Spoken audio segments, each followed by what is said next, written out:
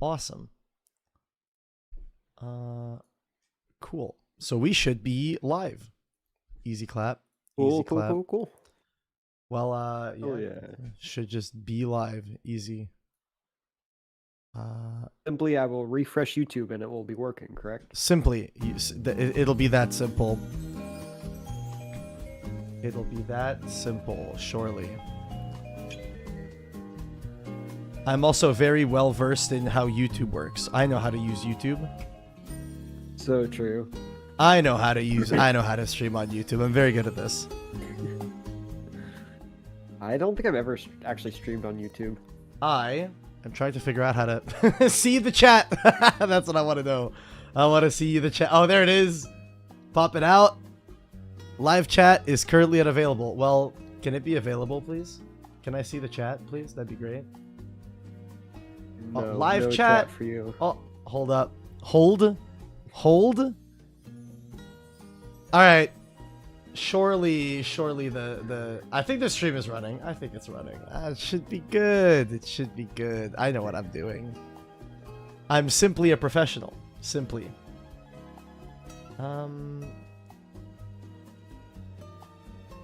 Okay. I'm not seeing it. Really? Really? Let me. Yeah, I'm checking on my phone, but let me check on, I guess, the actual like YouTube site. Surely it's live. Surely. It's not live? Then where am I streaming to? It should be live. Wait, what? No, I'm definitely live. Schrodinger's live stream. I believe. It'll do the thing. I believe. Because it's telling me I'm live on the Knots channel. This is wild. I know what I'm doing. I promise I know what I'm doing for YouTube streaming. I know how to stream on YouTube. I know what I'm doing. This is crazy. I'm very confused. Because everything is set up correctly. No, I believe you. I was like, let me just check, like your like Disencoder channel just to like make sure. And obviously, no, this is all set up like it's supposed to. Why isn't it live? Stream to the Elestrals. Yeah, this is supposed to. I'm unbelievably confused. What the fuck? Because I'm looking even on the dashboard, and on the dashboard it says that there is a live stream right now. It's there. Oh, I think I know what I've done wrong. I think I know what I have done wrong. What if the stream was public? I blame Swolax. I blame Swolax. He set the settings. I blame Swole. It's Swole's fault. It was always Swole's fault. The whole time. I believe in that. Hey, look at that. I got a notification. The Elestrals are live. We stripped the first 3 minutes of stream. All right, anyone that's watching the VOD, okay, I promise you that this was not intentional. It was Swole's fault. I blame Swolax. I blame Swolax entirely. I take the blame for nothing. 1000% his fault. 1000% Swolax's fault. No one else's. Entirely Swolax. It is all Swolax's doing. Okay, this live chat is popped out. A professional streamer. I know the people are ready to watch the tournament. I have to set up the bracket. I actually have the bracket. You want the bracket? Oh, you do? I do have the bracket. Yes, the bracket is going to be Swole versus Soren, Kristoff versus Sir Tractor, Y Rebellion versus iPlushie, Gamerman versus Crown the Sorcerer, Bax versus Tyler, Six versus Adam. Good game. Ridiculous Hat versus Dr. Vilk, and Lizard versus K-Cray. God, yes. Okay. Do you see the live stream now, or am I actually just like still not live? No, I see the live stream. Let's go! We're live! We're live! Yeah. Hello, duelists! Oh wait, no. Hello, casters. Casters. I swear. Casters. Yeah. I swear I played this game. So, Today's stream is going to be scuffed as a motherfucker. Okay, it's going to be scuffed as... Oh, I can't curse. It's YouTube. Oh, no. Stream is going to be scuffed as heck. As heck, bro. The reason why I made one overlay with one scene and called it a day. I was like, this is fine. This is enough. This is plenty. So today's stream, basically what's going to be happening is we got a tournament going on. A tournament. I'm running a tournament, a 16-man tournament in my server, The Pit, where basically we are getting 16 players to duke it out in a single elim best of 3 to win an Arcalith. So everyone paid a $20 entry, and then whoever wins the whole thing walks away with this bad boy. Bing bing. The Stellar Arcalith number 29. Epic and Pog. Epic and also Pog. Let me ping in all the servers and let people know that we are in fact live on the channel and all that good stuff. I just accept that the stream is going to be scuffed as heck today. It's fine. It is what it is. Well, it is what it is. Yeah. I mean, like, we'll get it figured out slowly. Tournament live stream is up. I'm gonna blame this entirely on the fact that Swolax knows how to stream on YouTube and I don't. So I if this was Twitch, I would know what I'm doing, but it's not Twitch, so I don't know what I'm doing. Yeah, if I had any clue on how to stream on YouTube, I would help, but I have never done that. Hell yeah. So. Hell yeah. Well, if you're in the chat, say hi, and everyone say hi to Kier. Kier is here commentating with me. Easy. Hello. All right, so if I do this, if I pop this, I had nothing better to do tonight. So I'm pretty sure if I pop, yeah, nothing better to do. That's crazy. That's crazy. Look, there's people in the chat. Q's here. I know. Lizard's here. Beans here. Nova Corp is here. Jank Enthusiast is here. How y'all doing, friends? Gamers and individual, lovely friends and individuals and gamers and casters. Casters, yeah. Casters, yeah, that's the one. What's up, Sir Tractor? What's up, MG1? Y'all, if you're not in the Pit server, what are you doing? If you're not in the Pit server, what are you doing? I'm gonna have to drop a bunch of invite links to the Pit throughout the stream. I feel like that's more than likely something I'm gonna have to do, because people are probably gonna want to join the tournaments after this. Tight as fuck, but I'm here to play. God, yes, that's what you'll have to hear. You'll have to hear it. Let me grab the invite link to the server.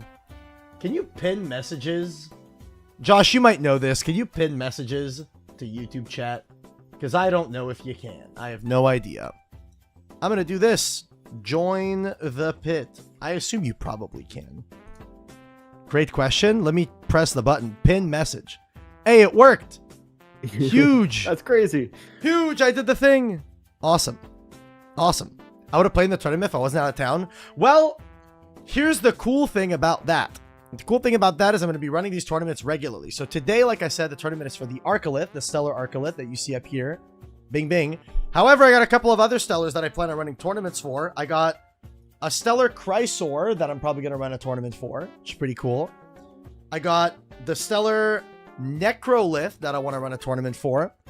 I think it's going to be a fun time. Me when the button that does the thing. Exactly. Got the Stellar Necrolith. I got the Stellar Equilinx. This one, a lot of people have told me, yo, ping me when this happens. People are excited to play for the Equilinx. And also, I plan on doing a tournament for the 1 of 25 Majursa. I think this would be really cool if we can give out this Majursa to a champion that would kick some ass at one of the tournaments. So I mean, hey, if we can fill these tournaments, because the thing is, I'll be so real, and Kier can attest to this.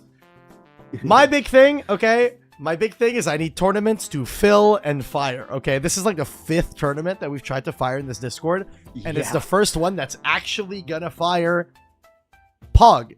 So I mean, we do what we can. Yeah, I mean, we do what we can. We literally have tried, I think, at least 5 separate times to try and fire a tournament, and we've gotten like half filled every single time. Yeah. And so, it just has not done anything. Yeah, so the idea is, as long as we can grow a community in the server of people that are interested in participating in tournaments regularly and stuff like that. We had the sheet tourney, didn't we? So I'm pretty sure that Dymax fired the sheet tournament, despite the fact that it only had I think it had like 6 or 7 people participating. Something like that, you know what I mean? 6 or 7, something like that. Oh, 6, 7. Wait, 6, 7. Something like that. Whereas this one, I made it clear. I was like, look, we're running this tournament, 16 players, but it needs to fill. We need 16 players to play for this Arcalith. And we filled it out. If you guys want to know the players that are participating in today's tournament, let me pull up the bracket. Pull up the bracket over here. So in today's tournament, we have the following 16 casters. We got Swolax, we got Soren Plays, Stellar Christoph, Sir Tractor, Y Rebellion, I Plushie, Gamerman, Crown the Sorcerer, Bax, Tyler, 6, Adam, Ridiculous Hat participating, which is cool. We got Dr. Vilk, Lizard, and none other than your commentator, K. Cray, participating in the tournament. I think it's going to be a fun time. That'd be a fun time. Hell yeah. I'd be down for like a $5 local since I don't got one near me. Well, so the idea, we could do something like that. The idea is that I don't think I can run these as frequently as weekly, but I think I can regularly do bi-weekly tournaments with some like up there pricing. I think that'd be pretty cool. I think it's fun to have like a place for high level of competitiveness. You know what I mean? Locals is super casual. What I want is I want a server that has high level of competitiveness, high level, you know, high level play. The top level players are pulling up. If people want to prepare for a tournament, entering a tournament like this is where you will get better. You know what I mean? That's the idea behind it. That allows, because, you know, that's one of the hardest parts with, like, you know, compared to some other games, right? Where there's tournaments every single weekend that are high level. Yeah, exactly. We don't really have that as much in Elestrals because we've got the premieres every, like, couple of weekends, and then sometimes there's, like, we'll have 2 where it's, like, back-to-back weekends and then not one for, like, a month for some reason. Pretty much. And so people just kind of get tired or out of practice or something like that. So if we can kind of run those pretty consistently, I think that'll be really good to kind of up the level of everyone who's playing. Not a fan of the double entry. I mean, the double entry is just if we want to fill, right? The idea is that people can buy a buy in order to fill, to help fill, if it doesn't always fill. But this tournament has no double entries. No one double entered this tournament. The only people, some people offered to double enter, but said if someone wants to fill the spot, they can take the spot. And then we filled. We got all 16 people slotted in. So Tractor saying I'm looking at this as practice for the 6th. So there's a tournament on the 6th, which is a Saturday. There's a world that I can run a tournament on the 5th. There's a world. But I think having the option to double enter specifically to help fill tournaments that might not have like the full amount of players is pretty decent in my opinion, specifically for that purpose. But this time around, we didn't have any double entries because everyone filled. 2 people did offer to double enter, but despite the fact that 2 people offered to double enter, they backed out when 2 more people wanted to take up the spots, which is cool. It's very, very cool. So the tournament today is going to be 16 players, single elim. You lose, you're out. You got to win out the entire tournament. In order to win it, it's going to fire in about 7 minutes, all right? So I'm going to drop the... also, the rounds, untimed. We don't play with time here. Time is cringe. We don't play with no time rules. If someone is mega, super, duper, ultra stalling, I will just reserve the right to go, yo, fucking double loss or some bullshit, bro. I'm telling you. I'm talking specifically if one match goes like an hour and a half. Is it best of 1 or best of 3? It is best of 3. Yeah. We've got judges, right? We have a judge. We got Nick in the house to judge. So if anyone needs a judge, they can ping Nick. So I'm going to be posting everything. So entertain the people here whilst I get the announcement message ready. Yeah, so you know, we've got some great casters here today. Some of these people I haven't even seen play before. Like I know K Cray plays a lot, or every once in a while, but I haven't actually seen her play at all, just in my own time. So that'll be cool to see. I'm also very curious on what a lot of people are playing today. I don't know if people are going to be more serious or people are going to be more casual. So I'm very, very excited to see what kind of stuff people bring. And if they're bringing anything that's like more just for testing, right? Kay got top 8 at the Ruminous Rumble last weekend. How many Yo, people were in Pog? that? Kay's been playing? Let's go. You'll love to hear it. I know. You'll love to hear it. It's good. Awesome. How many people were in that, though? I thought about joining that, but... Wasn't it at like 6 a.m. our time or something? The yeah, Australians, I mean, man, they were like, usually we play at 2 a.m. Now it's your turn. Oh, 17 people? Okay. That's not too bad. Yeah, no, I think it was at like 9 o'clock at night, and it went to like 4 a.m., 6 a.m., something like that. Do you wanna pick our feature match? Who do you want to feature? Ooh. I think getting a match of 6 versus Adam would probably be pretty freaking cool. Ooh. I think that'd be a hell of that a hell of fun. a feature match. I'm down. I'm very, very down. I'll ping them.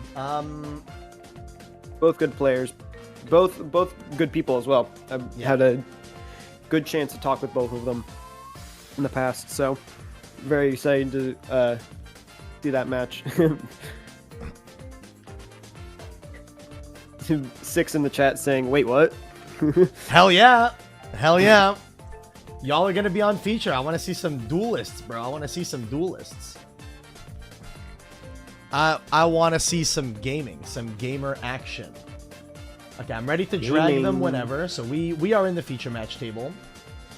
And the bracket is up. So our bracket is Swolax versus Soren Plays, Stellar Kristoff versus Retractor, Y Rebellion versus iPlushie, Gamerman versus Crown the Sorcerer, Bax versus Tyler, 6 versus Adam, Ridiculous Hat versus Dr. Vilk, and Lizard versus K-Cray.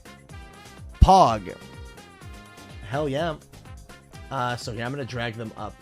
Drag Adam up here. Drag Adam up. And I'm gonna stay on deafen on this one here. Oh yeah, I should probably deafen as well. Oh. Yes, this is round 1. We are just getting started here.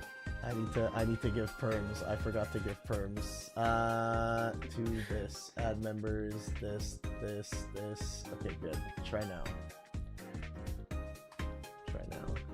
Alright, cool. And then where is my boy 6? There he is. Bet. So here, let me set this up once they get their cams on. Like I said, chat, this is gonna be extremely scuffed, okay? It's gonna be Scufferino. I'm letting you guys know this right. It's gonna be Scufferino. So I believe we're gonna have on top here, we're gonna have Adam, Bing versus 6. Pog. These are 2 well-accomplished players in the community. And then if I do this. Yes. Look at that. So I'm gonna have it like this, okay, chat? I'm not gonna flip anyone's perspective because I'm gonna be real. I'm gonna show you how it looks. This shit will give you vertigo, okay? Not actually. It's not that bad. Wait a minute. That's not that bad. You know what? Let's roll with it. This sounds cool. This seems awesome. That actually looks great. Actually, that actually looks fucking awesome. It looks great. Fantastic. Okay, so we got Adam versus 6, and then I believe everyone else is at their tables. The only person that is not at their table currently, Soren is missing their opponent. So Soren is missing Swole, and Lizard is missing K-Cray, is who we're missing right now. And the tournament is starting in 1 minute, so we will let the casters know to begin in 1 minute. But yeah, calms don't matter in this game, so yeah. Yeah. Does anyone know what comes after 6? I would say maybe 7. 6, 7, maybe 6, 7. Hell yeah. Are there any Swolax and K are in their tables. Excited? Everyone's here. This is so exciting. We get to start a tournament. What decks I'm excited to see, bro? I'm excited. I'll be so real. Yeah. I am excited to see. I'm excited to see Morfrost. Specifically because the only time I've seen Morfrost get played was when Caleb won. I wasn't watching any of the other like tournaments that were happening or whatever. I heard that deck is a lot more popular than it was, so it's really cool to see. Hell yeah. Yeah, you know, compared to the other Frost builds, especially like the ones that I was playing with Blizz, Morfrost has completely taken that over. And I kind of see why. It's a lot more, you play a lot more than you do with Blizz. Yeah.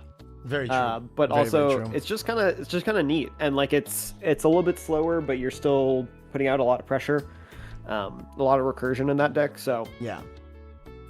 No, hell yeah, absolutely. Well, hey, we're gonna see what these casters are on. Okay, I actually don't know what they're on. I had everyone submit me their deck lists, but I actually don't know what anyone's on because I didn't look at them. I just assumed that their lists are legal. I was just like, yeah, fantastic. So our tournament is underway. We got Adam with the expend 2 to mulligan. I'm assuming that means Adam is going first. I did give the players the okay go that they can begin. So I'm assuming that it looks like it's Adam's turn. Yes, it looks like he's getting see an expend to draw on solar. Wow. Okay, so two solar spirits and a water. Two solar and a water. Yeah. So maybe we got some Chronodial action. Set 1 pass. We're gonna see. There it is. The Morfrost. Okay, I'm excited to see some Morfrost gameplay. This is gonna be fun. So we got the Lichen form. Gonna search out the Bat and probably the Chimera. Chimera, honestly, crazy addition to this deck. Like having the ability to discard to draw one in a deck that wants to discard and have a 5 body to boot. This card, I'm telling you, man. This Chimera card it's not a card to sneeze at all. Crazy.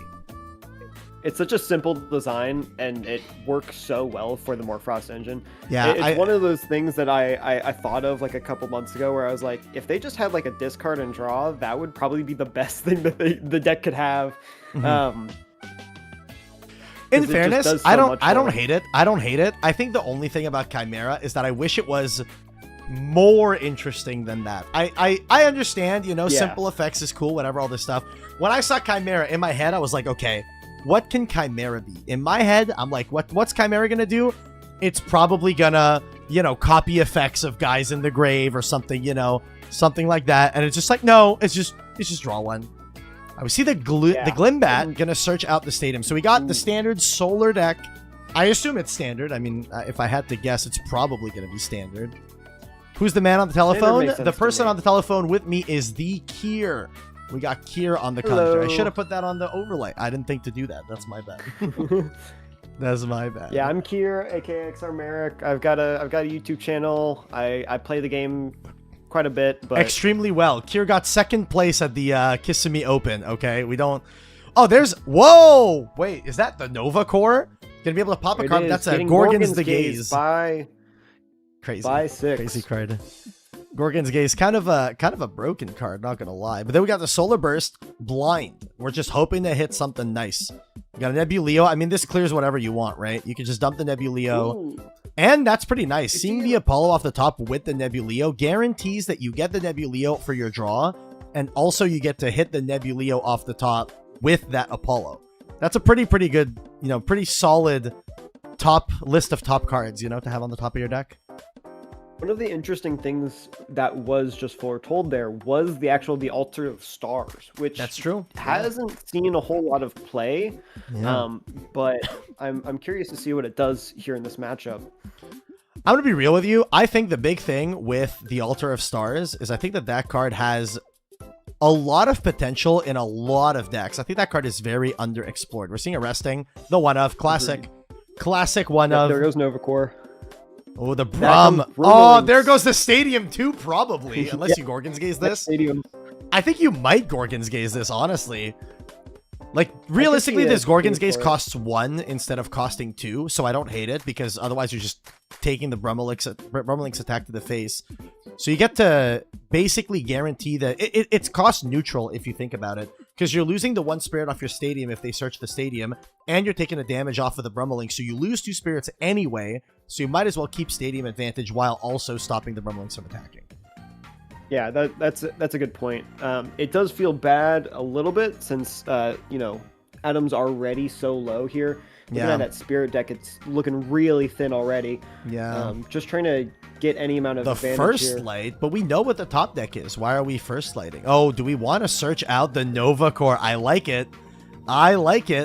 I mean, realistically, that's the win con, right? The win con against Morfrost is stick a 6, right? Because Morfrost got a 5. Yeah. Stick a 6, and you're probably going to be okay.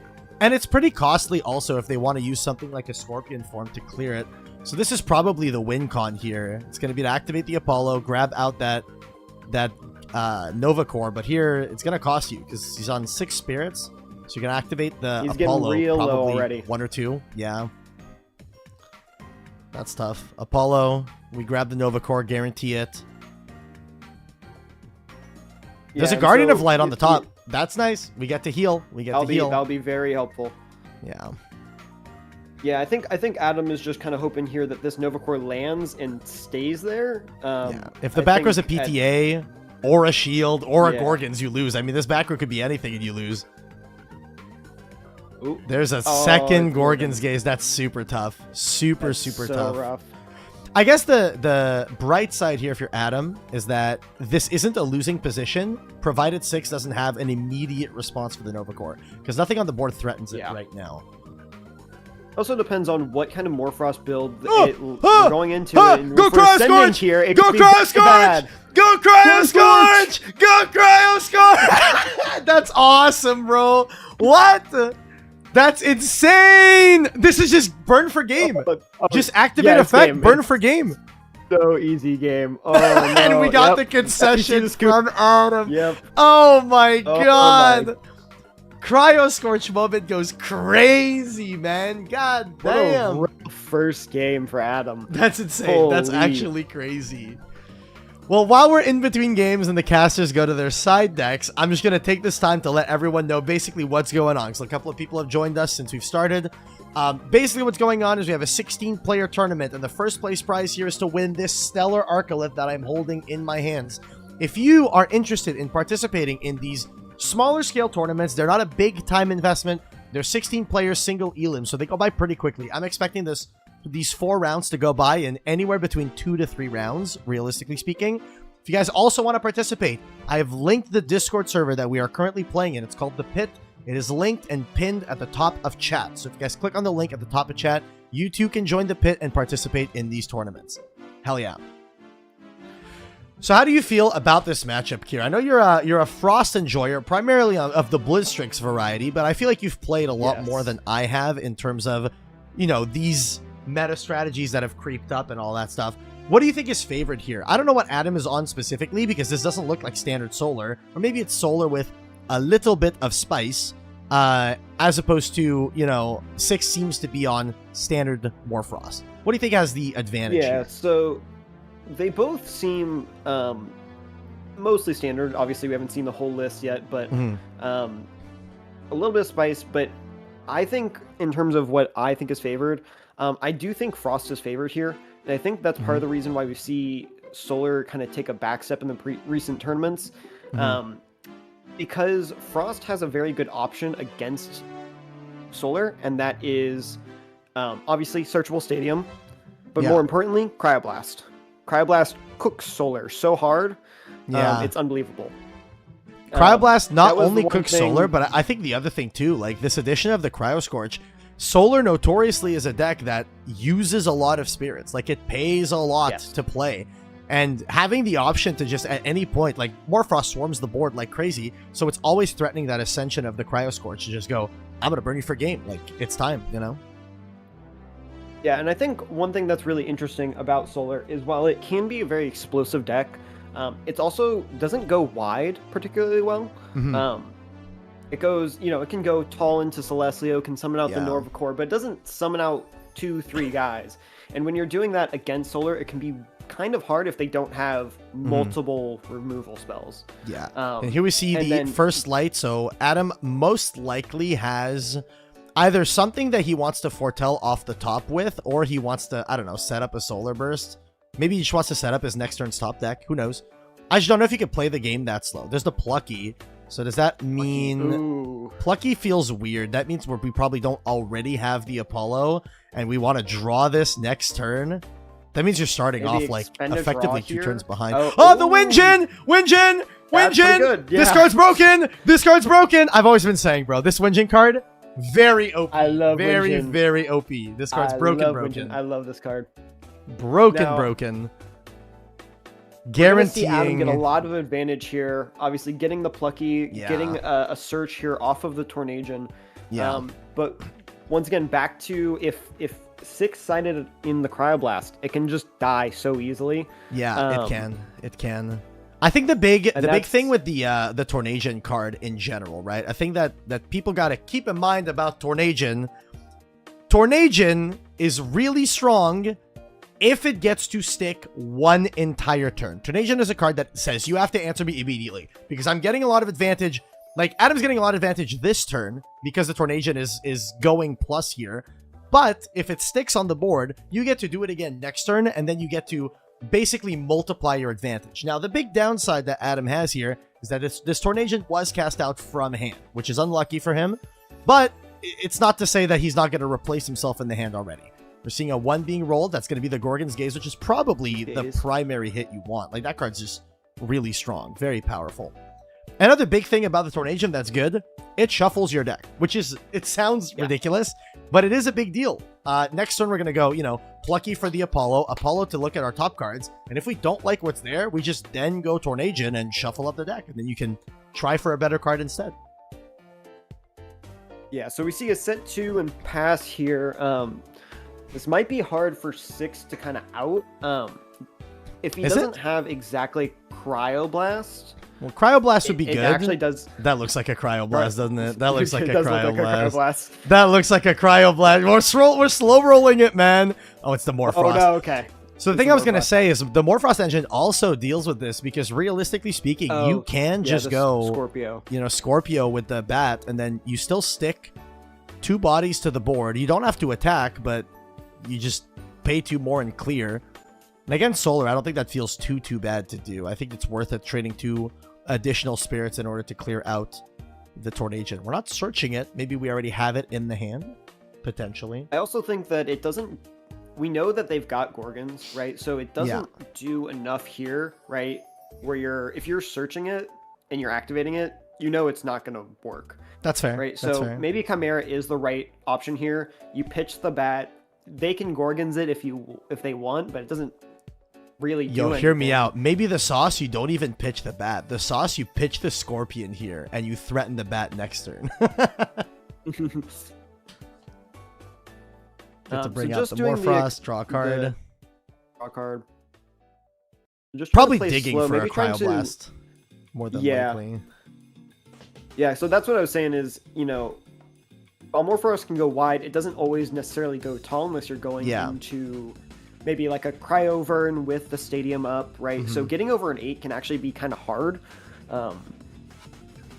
Okay, if you're Adam here, do you swing with this Tornadian or no? Are you afraid of shield? Ooh, after the second activation, I don't think I care. At that point you've gotten the plus that you want off it. Yeah. We're seeing a dense fog instantly. I mean, I'm not gonna lie, this is the freest advantage you generate off of a Tornadian. Like, that's so free. Yeah. You know, sure, you can't go the +1 with the Tornadian, you can't shuffle your deck and stuff like that. But do you really care? You've cleared out a back row and paid a spirit without even using any resources for it. Yeah, like, you didn't activate the Tornadian, so you didn't lose anything, but you burned your opponent for 1 just by having it on the field. And you've also now cleared a back row, so shield is also a little bit less likely to come up. Yeah. We're going to see the Plucky search out Apollo here. Just kind of going to look at the top of the deck here. Yeah. So what do you think Adam is hoping for here? Probably like a Glimbat. Guarantee that their guys get big. Because, like, if you get a Glimbat, you get to search the stadium, and then your Plucky becomes a 5. Oh, Soul Bell. What? What is the cow doing here? Is that Champ Soul Bell? What does it do? Oh, it summons itself? If it's foretold, it summons itself. That's broken. I don't know if it's foretold by Apollo's effect or foretold in general, but it does summon itself if it's foretold. We got cow gaming. That's awesome. Yeah, so that has to be is by a way Apollo for this deck to go a little wide. By Apollo, okay. That's why I was like, I imagine if it was not by Apollo, it'd be seeing a lot more play. Okay, so this is actually big because now any guy just gets over this Tornadian. Technically, the Lycan doesn't, but if there's a stadium, then you can. Yeah, we're going to see what 6 has to respond here with. Yeah. Still playing into, you still know that Adam's got the Gorgon's Gaze and one unknown. Yeah, the big thing is that one Gorgon's Gaze doesn't stop this. This is Cryovern? We're sending That looks like a water spirit. Cryovern, probably. That does look like a Cryovern.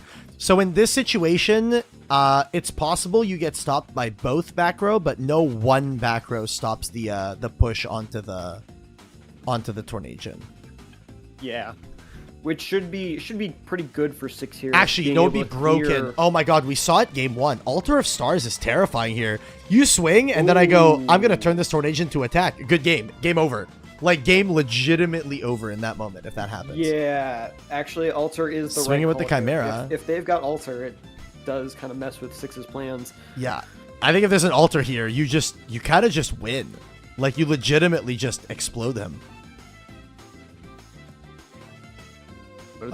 Big think. Big think. trying to bait us here into. It's a Gorgon's Okay, Gaze. Gorgons. We're gonna stop the Chimera, paying 1 off of the altar, off of the Apollo. Sorry. So we're still losing the. Like I said, you have to use both back row. Keeping the Tornadian alive is way too important. It's double Gorgon's Gaze. Double Gorgon's Gaze. Honestly, this isn't even that good if you're bad. Adam. This is not even that good if you're Adam. I actually disagree.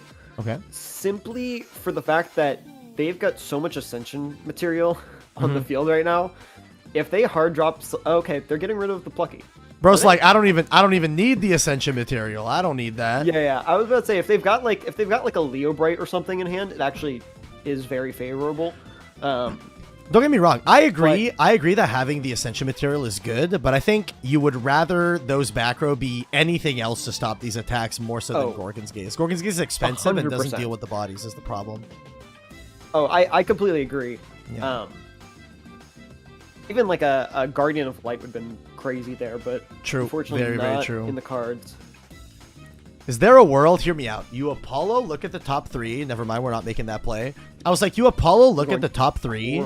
And then you give yourself a potential expend to draw line to draw into like a back row. But here we're just going for the Corvishine, playing it slow. Interesting. We're going to be able to foretell 6 off of this Apollo, which is kind of crazy. I think the game plan, more than likely, is to dig for a Solar Burst. If you're able to get to a Solar Burst, this Cryovern is not long for this world. Yeah, Solar Burst would be good here, as long as you've got the Leo Bright in the top, obviously. It could be Leo Bright, or it could be the Mama Cow. Oh, dude! If they're playing Soul Stocks, they go crazy. I don't even know what chance Soul Stocks does. Tornadian gets Gorgon's Gaze. Bro, this is the most valuable Tornadian I've ever seen. This Tornadian baited a Gorgon's Gaze, a Dense Fog, for the low cost of 1 Spirit, and it's still on board. Solar Burst activated. And the Tsunami. Oh, Adam lagging out. Hold, pause. They're both lagging.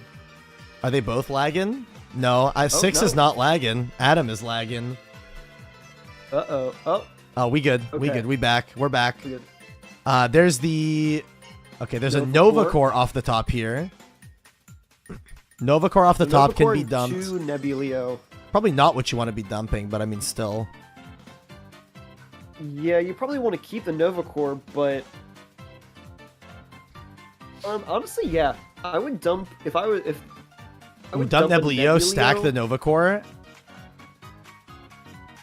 Yeah. Actually, you have to get then, Stadium access first, but yeah. Yeah, that's the hard part, is not having Stadium. But then you just switch the Tornadian to attack, and, like, they have to have Stadium, or they don't get over it. They just have to, like, get over the Corvishine. See, I don't hate this play from Adam. I just think if he doesn't have any back row in hand, because what is that, 1 card in hand? You need that card in hand to be a live back row. Oh, it looks like 2. You need 1 of those to be a live back row. If there's no live back row here, then you're kind of playing on the back foot on the following turn. I think I would have liked the idea of just looking at the top with Apollo, stacking a back row, and then just expend to draw for it. You don't have to commit to this Corvishine. Yeah, that's fair. I definitely don't disagree with that. But taking it a little bit slower here and just kind of trying to set up the top of their deck. Maybe not trying to get too low, lest there be a Cryo Scorch in the future. That's fair. That is fair. Yeah, keeping don't know yourself how under low 5 Adam is is at. probably a good call. Yo, Yeah, are we I don't discarding know- for this I don't know where cryoburn? Come Adam's on, at. discard. We're not discarding. No. 6 picking up 2 spirits. Was that a Nectar of the Gods? Pot of Greed? Could be. Oh, and Frostix. Frostix. That's kind of good. Very good. Yeah. What a crazy card. I love That's Frostix. extra good if there's another Morfrost in the hand. If there's another Morfrost in hand, this Yeah. is mega value. Oh, 1 back row. So this clears Doesn't both look the like little guys, no- but it leaves Tornasian on board. Yeah. Unless we see a stadium coming down here would go crazy, but unfortunately it just looks like they're just going to clear the lower guys. Which, once again, this Tornadian still going to stay on field, still going to try and get This is the most advantage. valuable Tornadian I've ever seen in my know. entire life, man. Oh, wait, that Add was smart. Novacore. The top deck was 100% the Stadium. They top decked Stadium and then stacked the Nova Core to be able to grab it off the Apollo, so you guarantee have access to the Nova Core here. Very well played. Yeah. 100% that Stadium on the top. Now he's just counting spirits. He's down to 6, but he is going to play out that stadium and try and get in with that Nova Core. You know what this loses to? if This loses to Gorgon's Gaze on the Nova Core. I know. Actually, no, it Actually, doesn't. No, because the Tornadian can walk doesn't. over. Yeah. Yeah, the Tornadian can walk over everything, so...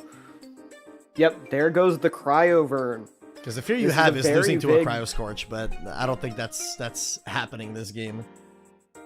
Not right now, yeah. Not now that the Cryovern is gone. But this is looking pretty good for Adam here. Definitely been able to keep this Tornadian around and bait out all of that that interaction has been very helpful for Adam, I would say. Yeah. I also do have updates on our other players that are playing in the tournament. Stellar Kristoff winning it 2-0 over Sir Tractor, knocking Sir Tractor out. And Swolax winning 2 over Sir Soren Plays, knocking out Soren. Crazy. Great. I'm very curious of how those games went. Chimera pitch Chimera. We need to dig for an out 100%. This looks like a scoop to Yeah. me. This looks like it's a I don't have anything to deal with this moment. Yeah, so that back row was the Tsunami, and it's fine, but it... Yeah. You can't Once deal again, with the Nova with Core. the You can deal with the stadium Tornadian, up, but like you're not dealing with this Yeah. Nova Core. There's no way. Yeah, Oh, being the like Brum. a 6-8... Oh! Ooh, wait a minute. This deals with the whole... No, it does deal with the whole board. It does deal with the whole board. It still doesn't deal with the Nova The Core. Nova Core too big. Big booty on that Nova Core. Crazy. Booty. Yep. So what's the win con? I mean, I guess 6 has a lot of spirits. Realistically here, the big thing that using the Stadium does is it makes it so the Nova Core doesn't threaten anything on your board. Is the big part. Is the big issue. So you get to activate Stadium, and now you get to clear the Tornadian, and this Nova Core doesn't threaten anything on your board. If you back this up with a back row and you have a Cryo Scorch in hand, or even just a Cryovern, next turn you are clearing everything. So this is not 100%. necessarily over for 6 yet. Oh no, and that's one thing that's been very interesting about a lot of the matchups this format is even though that they can be very, very quick and very explosive, Mm-hmm. it can still be anyone's game, even Yeah. late like this. You can just kind of lose. So, still gonna have to play very carefully here if they want to get that win. And the bigger thing too, this Nova Core, like sitting in defense, doesn't necessarily threaten anything offensively, but it also is threatened to be outed next turn by a re-enchant on the Chimera form. Because that would pump it up to a 7 and just walks over. And back row is expensive when you have 3 spirits, so I think that Adam is on the back foot here pretty hard. I think the only back row that Adam can realistically see that would put him in a nice position is probably just the Guardian of Light, because you need to start healing. You need to start seeing ways to get back some of those spirits. Going for the Coruscant here feels so bad right now. Yeah. Yeah, 100%. It feels like such a tempo loss compared to what you were doing with that Tornadian. Yeah, Tornadian was getting infinity value. I guess this does mean that you live a turn because that Stadium is actually pretty good here. If you go Stadium, you get to turn this Nova Core to attack.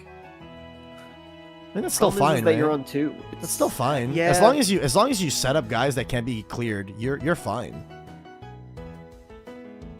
Yeah, I mean, you got to grab the Glimbat, search the stadium, and then switch Novacore to attack. I don't know how much 6 is on right now, but depending looks on like looks healthy. 6 is at. 6 is looking it's definitely pretty healthy. More than like around like probably 5 or 6. It could be 6 or 7. You know, you never know. True, could be 6 or 7. The reality is, it all depends on what this back row on 6's side is, because if you activate this Temple of the Sun, then 6 doesn't have a way to threaten the Corvishine or the Novacore, but it doesn't win the game. That's the problem, is that it doesn't win, and it puts you in a weird position. I think the best back row this could possibly be is probably a Guardian of Light. If you can Guardian of Light off this Apollo on an attack, if they like threaten to clear your Novacore or something, you're probably chilling. Did he not take a damage? Am I crazy? Yeah, he's supposed to take a damage here. No? Am I crazy? I looked away for a second. I did not see. A screw fell out of my chair halfway through this, so you're good. Did he not take damage? Let me just let them know. Yo, 6, did you take damage from the attack over the Chimera? I don't believe that you did. Okay, fantastic. All right, there we go. There we go. Easy. And this is the best part about having a live tournament where I'm sitting in the room with them. We can just point it out immediately. Easy. Top 16 in a 16-person tournament. Hey, it is top 16. You can't disagree. Okay, this is big because this Cryovern does deal with everything. Like I said, if that's a Guardian of Light, then the game is stabilized for Adam. But otherwise, if this attack connects, it's kind of GG's. Might be curtains. Ambro, okay, fake back row. And 6 is also looking low on spirits. Looks like he's on like 4, maybe 5 after this Ambro. Looks like he's going up to 4 after this Ambro. Looks that way, yeah. 1 card in hand. 1 in hand. Both players. Is there a world you just hold? You just pass and you tell yourself nothing. There it is, the Guardian of Light. Imagine you just pass. Like, how do you lose if you just pass? And then you just discard Ascent for Cryoscorch and you win, right? Because nothing on the board. Novacore. There was no reenchant. There were no spirits in the spirit deck. Now there are, but there weren't before. Yeah. Now this wins. I guess that's fair. Now if you're Adam, you probably just win. You reenchant, turn this Corvishine to attack, and then you swing. You put 6 on 2. It's not necessarily winning. I think if you just like didn't attack, that was game. Oh, this is game. Here.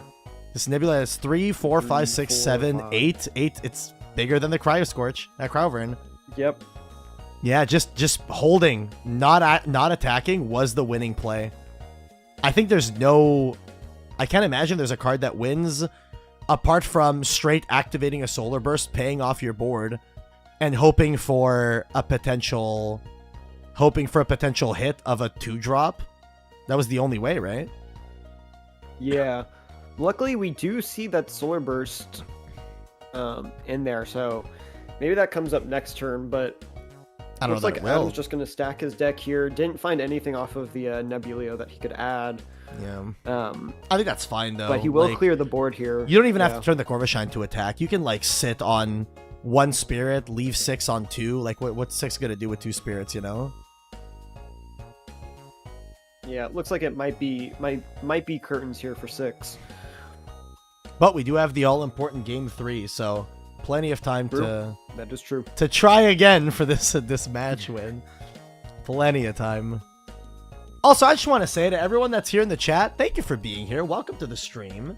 Hope you guys are having a good time. And y'all should join the next tournament, man. We're going to be doing these a lot. So make sure you guys join the Discord that's pinned at the top of chat. Putting 6 down to what looks like 2 spirits. And 2 in hand, maybe 3? 2 in hand, yeah. Doesn't look like they're going to be of much use here. I can't imagine what they might be. Yeah. Oh, also, I saw Cobalt asking before if the tournaments are always going to be at around the same time. No, not necessarily. I'll pick whatever time is best for people. If a bunch of people tell me, hey, we're all free on this day, run a tournament this day, I'll do it, bro. No problem. Easy. we're all free at 9 o'clock at night. I'll pull up, those bro. Australian I'll stay up till 2 a.m. running a tournament. No problem. Gladly, Easy. even. Yeah. I don't go to bed till 2 a.m. anyways, so. Exactly. That's what I'm saying, bro. We're living on gamer hours over here. So this is an 8 attack Nebuleo, an 8 attack Nova Core. Like, what deals with this in 2 cards? Chimera Form. This Chimera Form, I guess, is threatening if the other card in hand. Oh, we're pitching the Scorpion to draw one. You got to draw the Stadium, right? There's the Ambro. This is game. This is, you're dead. Yeah, this doesn't you're do just anything. dead. Yeah, you're just dead. You stick on like 4 or 5. I think that's like 4 or 5. I'm not sure. But regardless, you're not walking over anything. And then next turn, you're taking 4 damage guaranteed. Yeah. I think this is just game. Because you just kind of have to pass here, and then anything added to Adam's board here just instantly wins the game. Yeah, I think this is... I mean, I don't even think you have to cast anything. You can just re-enchant something if you feel like it. That's probably still fine. Yeah, deal 4 damage, and then even if they try to clear something, you just... doesn't matter. Yeah, 6 had to dig for a Boreas last turn, but unfortunately didn't see it. Gonna go Nebuleo. You know there's no hits in there, though, unless the 7th card is a hit.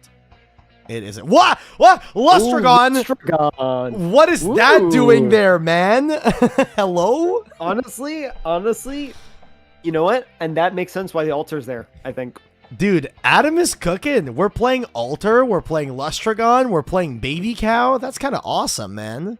Do you think... I mean, we've seen a lot of the deck now already with all of these foretells. Do you think that they're not playing Leo Bright or Celestial? I don't think they are. We haven't seen a single just one. Playing Lustragon. And then we're going to be dumping whatever guy we hit, and then this is just game on board, right? Because I believe 6 is on 5. So if you just normal cast, that's it. GG's, curtains. And we're going to be seeing 6 conceding this one. And that's the re-enchant for game. Crazy. Soulbell goes into Lustragon very easily. Yeah, but you got to draw it, man. You don't want to be drawing 2 drops. What are you talking about? But yeah, I guess in this deck, you want to see them. Tad Puff, no Tad Flow. Where's Tad Ray? Where's my Tad Ray? Where is he? Tad Ray. That'll be next set. Sunstrike. There's got to be a better name than Tad Ray, but something like that, dude. You know, like just a Tad Puff, but the amount solar. of times where I try to come up with names like that, I'm like, no, I'm not good at this. Yeah, fair. Apollo Fortell, Soulbell, and Lustragon goes crazy. Yeah, but you're hoping that your Fortell 3 foretells 2 very specific cards in your Fortell 3. Like, the odds of that, I don't know. I'm going to be real. I think the thing in Solar is the one deck that notoriously me and the people I test with have constantly said we wish that we could play over 40 cards in. I would play so many like fuck off one-ofs in my Solar deck. It'd be awesome.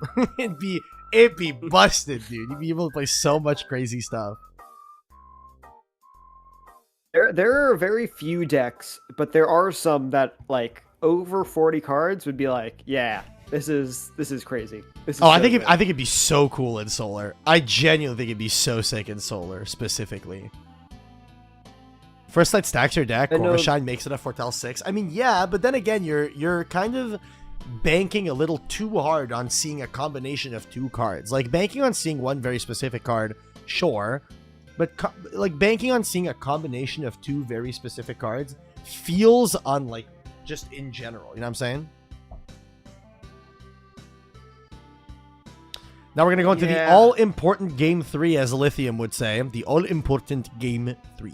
6 probably going to be going first, more than likely. No reason to be going second in this game. So going to be going first. Probably going to be setting up. Will we see a Lycan in the opening hand for the 3rd game in a row? Adam, once again, mulligan from both players, it looks like? It does look like 6 is looking through the Spirit deck. Yeah. Maybe he's just, like, putting it back in order, potentially. Looks like he's just putting it back in order. Yeah, it looks like he's just keeping his hand. Yep. Yeah. You know, I don't know if you do this, but I've started doing this. Even when I play other games or there's no mulligan, I'll draw my hand, I'll go, yeah, I'll keep this one. I'll keep this one. Oh, And Yeah, then 100%. everyone goes, "What are you talking about? We're playing Yu-Gi-Oh, bro." It's been so long since I played Yu-Gi-Oh. I went and was using someone's deck recently, just for a little casual game, real quick. And every time I like normal summoned a card, I like grabbed my extra deck, and I was like, "Wait, no, I don't need this. Way too used I to don't need doing this that. for anything." No, I get you. I get you.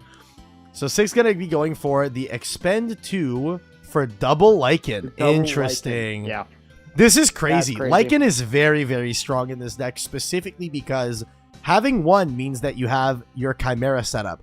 Having 2 means you have Chimera setup and Scorpion setup with double Bat if he's playing 2. Or are we just going for double Chimera? I don't know. This feels like a add Chimera, Bat, and Scorpion. I think I saw a second Bat in his deck. I think double Chimera, double Bat here makes sense. I don't know, if man. they I like outwon- Scorpion a little too much. I really love Scorpion. That's fair. It's a good card, but I think, if they out the first Chimera, you just Bat, you summon the second one, go Bat, bring back the second Chimera, and then you're like... Then you've got 2 another fives that are thing both that I drawing will cards. say, I am a big fan of not using both Lycans instantly. And the reason why I say this is because the way that I look at it is if you use 1 Lycan, right? And you get your Chimera and your Bat, like your standard, standard lineup. Yeah. You have your Chimera draw and your draw for turn to potentially draw into the second Chimera, maybe another Bat or something like that. At which point you get to tailor which searches you want off of your Lycan a little bit better. I like this specifically if you don't have a lot of back row. Like if 6 doesn't have a lot of back row in hand, I like it because you thin the deck to give your odds of drawing back row a little bit higher. But in general, I think losing out on the toolboxiness of the Lycan isn't worth it. We're going to see a Solar Burst with the Lustragon. Going to get to dump a Lustragon, popping the Chimera more than likely here. Yep, there it goes, down it goes. Yeah, so we actually see Bo in chat Q also mentioning not firing the Lycans too early. And I think that makes a lot of sense, right? Just holding those toolbox options for when you want to use them. I think that makes a lot of sense. Now the question here also is there a mentioned Winjin? There it is. I could smell it. I could smell the Winjin. You have to Gorgon's Gaze this. You have to. There's no universe you don't. have to respond. If there's no Gorgon's Gaze here, this game is tough. There it is. The Gorgon's Gaze. You have to. You have to. You have to. There's no world you don't. And now you still keep a body on board because your Winjin isn't threatened at all. That Gorgon's Gaze is very powerful. Very, very powerful in this situation. Yes.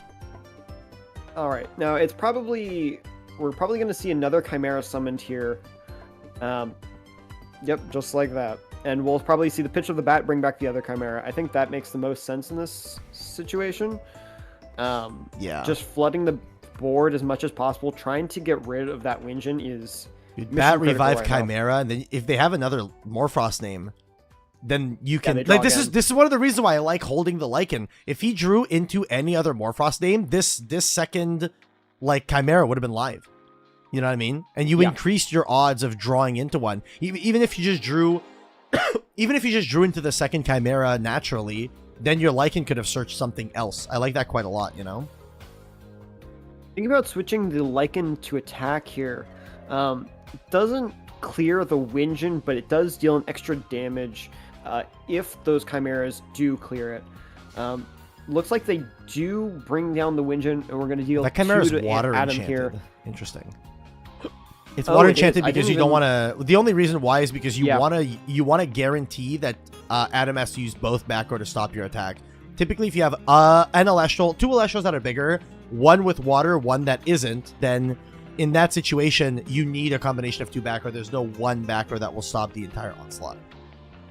Yeah, Paul water added off his enchanting the Chimera there is a really heads-up play to just try and protect that board as much as possible. Hey, we're going all the way back to base set. We got 5s. we got 5s. Woo! Do we need the effect? Nope.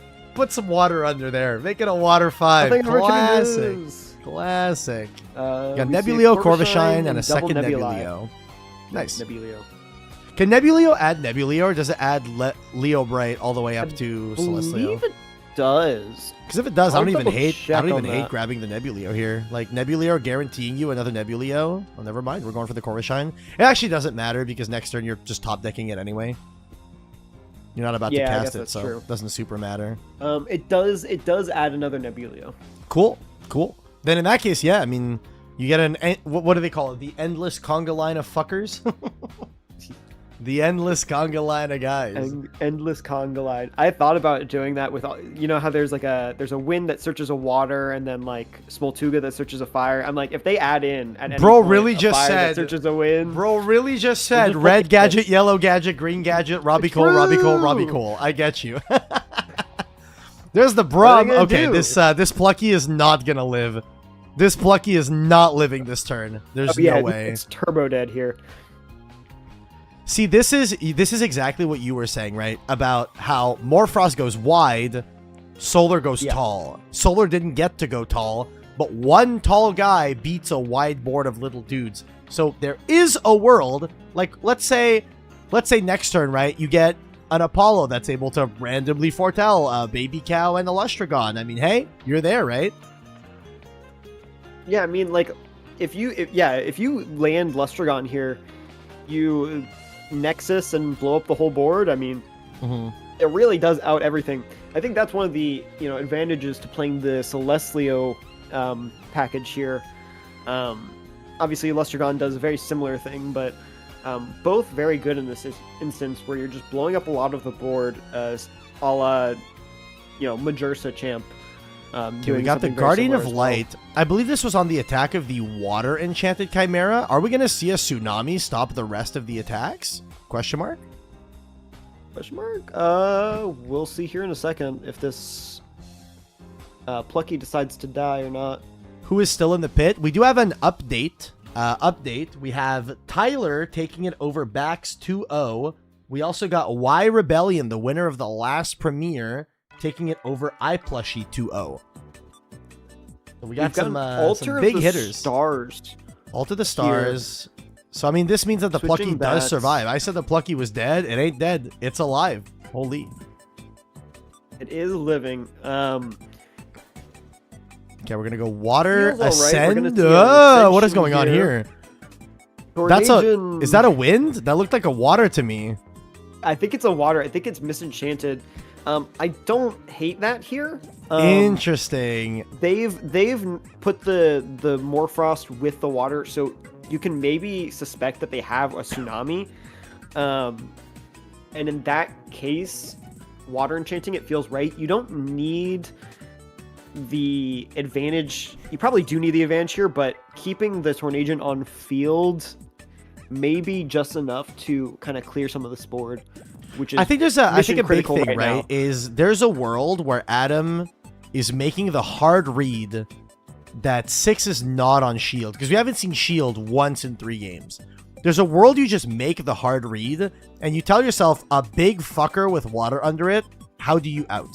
And the only out realistically is going to be Cryoblast and Scorpion, which there are outs, there are plenty of outs here. Adam looking pretty healthy, though. I think 6 not being on shield does make a lot of sense. A lot of people have cut shield this format. Yeah, and we do see the extend handshake. There extend the handshake. That's tough. That's super tough. Very, very rough. Yeah, I think that's probably just the end But yeah, of the a lot game. of people have been cutting shield from their main deck. Maybe it comes in post side, but shield is just one of those cards that into certain matchups just kind of doesn't matter. Oh. There's the Cryo Scorch. It's a Cryo Scorch with water, and we are seeing the extended handshake. Adam is going to be losing out against 6. 6 going to take it with the Morfrost deck. Very tough. That was tough. That was a well-fought game, but that game 3, it really felt like Adam drew really suboptimal, unfortunately. But Cryoblast, very powerful. No very Stadium, powerful card. no Nova Core. Yeah. Was not able to get out of the endless conga line of Morfrosts. The endless conga line of fuckers. The fuckers. Yeah.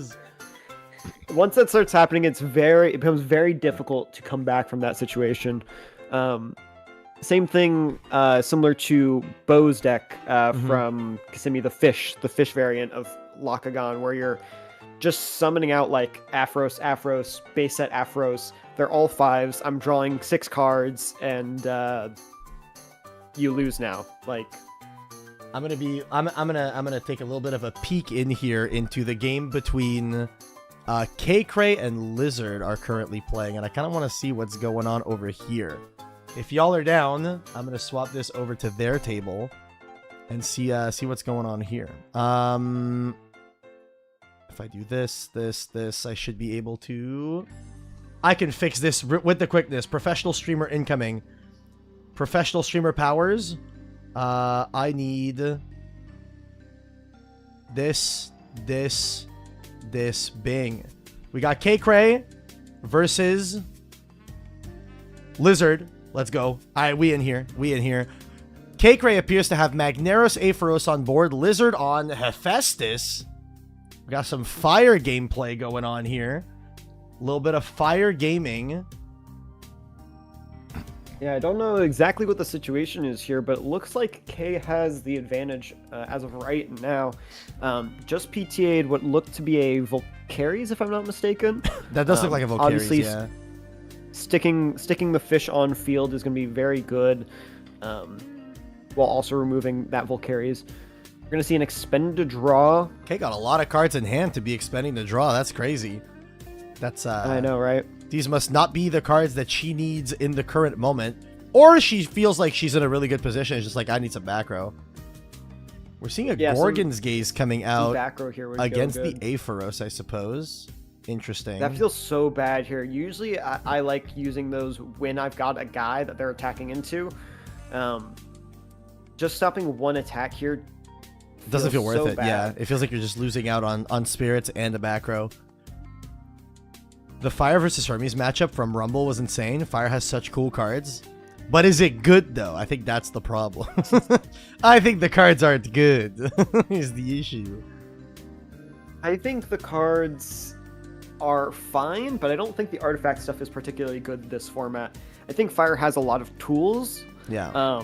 I just don't think the artifact section of that is what you need to be playing. K on 7. I think Krakatuga and some of the other stuff. Oh, are we seeing Eruption?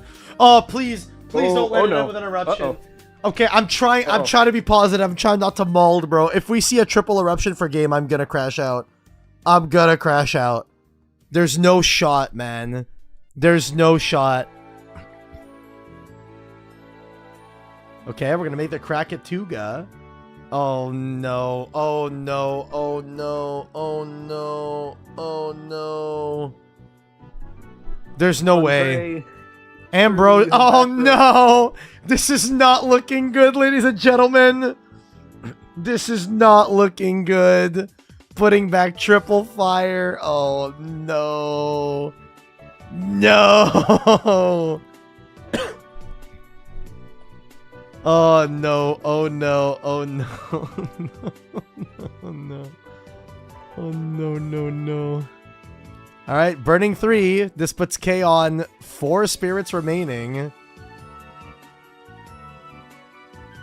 Is that a pass? It's a pass, but like K needs something to deal with this Krakatuga, bro. Such a big butt on that Krakatuga too.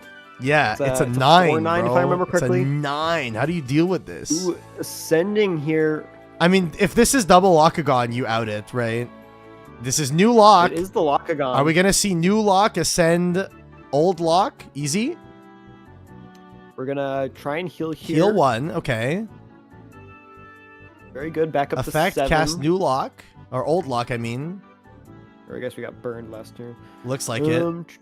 It looks like it's coming, bro. I think it's coming. Oh, Ambro. Ooh, what are we? Ambro. Okay. Ambro. We're holding. Okay, so I mean, hey, we probably healing don't against have Cryo Lockdown. Scorch on board. Cryo Scorch. The Krakatuga on board is pretty good. It's pretty nice. We like that. You'll have to see it. Maybe she didn't have the correct amount of spirits to be able to summon the second lock. Maybe she has to use the Afro to search it. It's possible that she just Yeah. was too low to be able to do that comfortably. Yeah, I mean, that makes a lot of sense, because typically you'd want to hold that until after... Oh, there it Frostfall. is. There it is. Okay, so she did have in hand. She probably didn't have the spirits. Oh, it's the new one as well. Okay. I mean, this is a heal 2 moment, right? Interesting.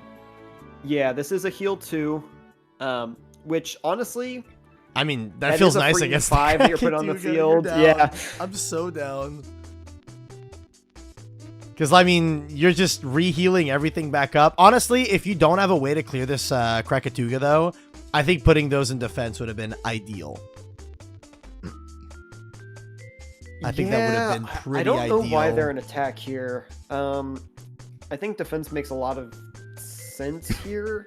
Unless unless she's trying to bait a potential, like, maybe she has shield, and she's like, yeah, equip something to your crack and try to attack so I can shield it. Hell yeah. Yeah. Oh, yeah, because we did already see the torch in hand. Yeah. So we know that that's there. So yeah, maybe the shield is in the back row. Or potentially some other sort of battle trick in attempt to... Okay, passing turn. Oh, this Krakatuga. Which, if Lizard is smart here, they will just keep trying to burn. 6-7! She did the thing! She did the 6-7! Oh my gosh! Oh! That's crazy.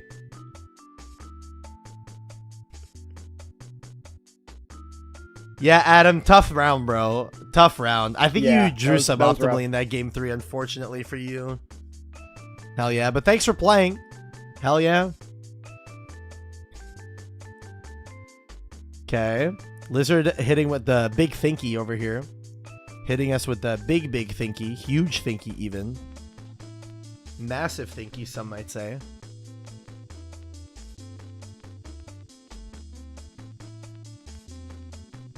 Yeah, probably just trying to figure out the optimal route here to try and get around this board. Obviously, it's not threatening anything. There it is. It does He's look probably like going to go for the attack torch. here. Are we going for the attack? Looks like... Oh, is that eruption. That's kind of strong, right? Because you hit him with the eruption, burn for 3, pop one of the locks, and try to swing the other lock. And if you can clear both locks, you probably put K in a really tough position, you know? And if, you know, we expend here from the crack effect to burn, maybe that puts her low enough where the shield can't happen. I don't know that Lizard has enough for that. Maybe, potentially. But yeah, I do like what you're thinking. I like where your head's at about this. Krakatuga has the effect to expend and burn, right? Is that it expends expend 2 to burn 3, okay. Yeah. Crazy that's not a cost, by the way. So we're turning this to attack, so now it's a 6, I believe, right? It has +2 from the torch? Yes. So it is a 6, and it will foretell on attack. We're seeing an attack over the lock. Are we choosing not to foretell? We are going to foretell. Yeah, okay. Oh, okay. Yeah, we're going to foretell. Oh my god, an eruption off the top! Eruption off the top! That won't come around until next turn, but next turn you've got I think that might be the the end of the game, yeah. Unless we see an Afros... No, because even that doesn't do it. I don't know what walks over a 6 attacker here. Oh no, the eruption just wins. Yeah. That's tough. That's very difficult. Oh, Lizard was just casting. He was casting the fire spirits with the crack and the torch in the back. He was using the torch. Was just double tsunami. Yeah, not good enough. Not good enough. See, and that play would have honestly, I think K was winning if those Lockagons were in defense, because that Krakatuga wouldn't have been able to threaten it instantly. I mean, then again, was she winning? I don't know. I don't know that she was winning, because the eruption being on the top, it was the top card. You didn't have to stack it to the top with the foretell. It just was the top card. We have updates from our other tables. We got Crow the Sorcerer winning it over Gamerman. And then we have Lizard winning it over Cray. So I'm going to take us over to the last table, which is Dr. Vilk versus Ridiculous Hat. And let's see how they're doing right now. I'm curious. Let me get the overlay ready, chat. I'm getting the overlay ready. Professional streamer, professional streamer, professional streamer, professional streamer. I do this for a living, I promise. I do this for a living, I promise. Bing, bing, bing, bing. And then this, bing, rotate, bing. Look at that. Easy. Genius. So, professional streamer, guys. We have Ridiculous Hat here on the bottom playing the solar deck, going up against what looks to me like to be Blizz, but there's a tornado back there. Is that a new addition to the Blizz deck? Not one that I've seen, but I don't necessarily disagree with it. Yeah. Obviously, you're playing already winds. playing the wind. Yeah. It's just a way to remove back row, and if you're using it against maybe like something like an Apollo, right? You're just minusing them for 3. So Vilk probably is on the Blizz here. Definitely we see the Catarant. And I know that recently we've seen Vilk do very well with Blizz in this format. I think just bubbling out of one of the premieres with this deck. Seeing a solar burst. I mean, this looks like the game is about to be over. To be honest, yeah, it looks like it's not very far off. Pat has got the game. Yeah. Let me move this over. Okay, let me set up the bracket for the next round. I'm gonna get this thing ready. So I'm gonna do. So we got Swolax taking it. Swolax taking it. Stellar Kristoff took it. So we're going to be seeing Swolax versus Stellar Kristoff next round. That might be our feature. I'm going to be real with you. We got Rye Rebellion taking it over iPlushie. Going up against Crow the Sorcerer, who took it over Gamerman. Crazy. And then we got Tyler taking it over Bax. Going to be going up against Six, who took it over Adam this round on our main feature. And then we got the winner of Ridiculous Hat versus Dr. Vilk. I assume it's going to be Hat. It looks like Hat is in a pretty good position here, is what it's looking like. Going to be going up against very commanding. Yeah, it's pretty commanding here. Pretty tough.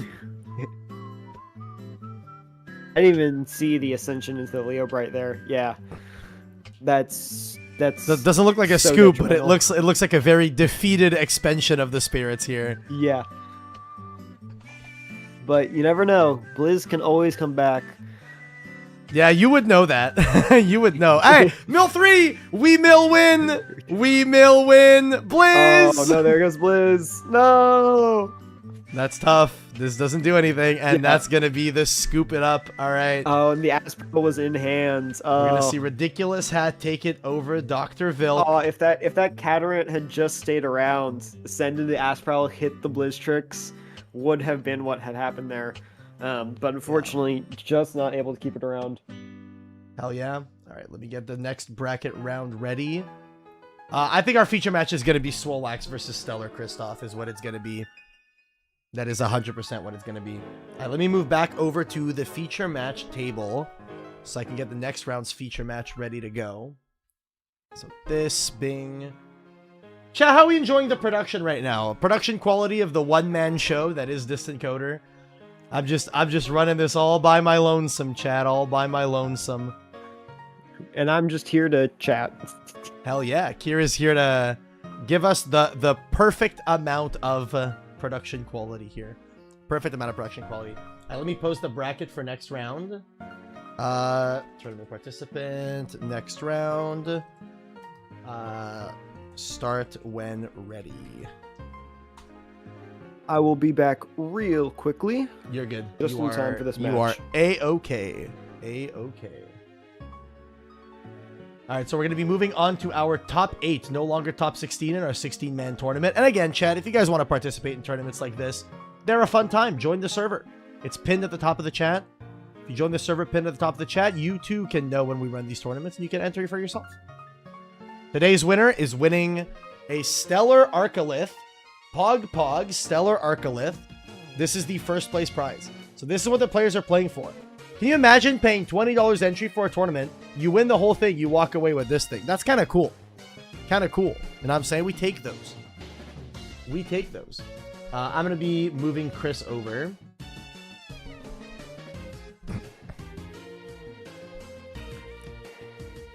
You're our feature match, Chris. You excited? Bro's like, yeah.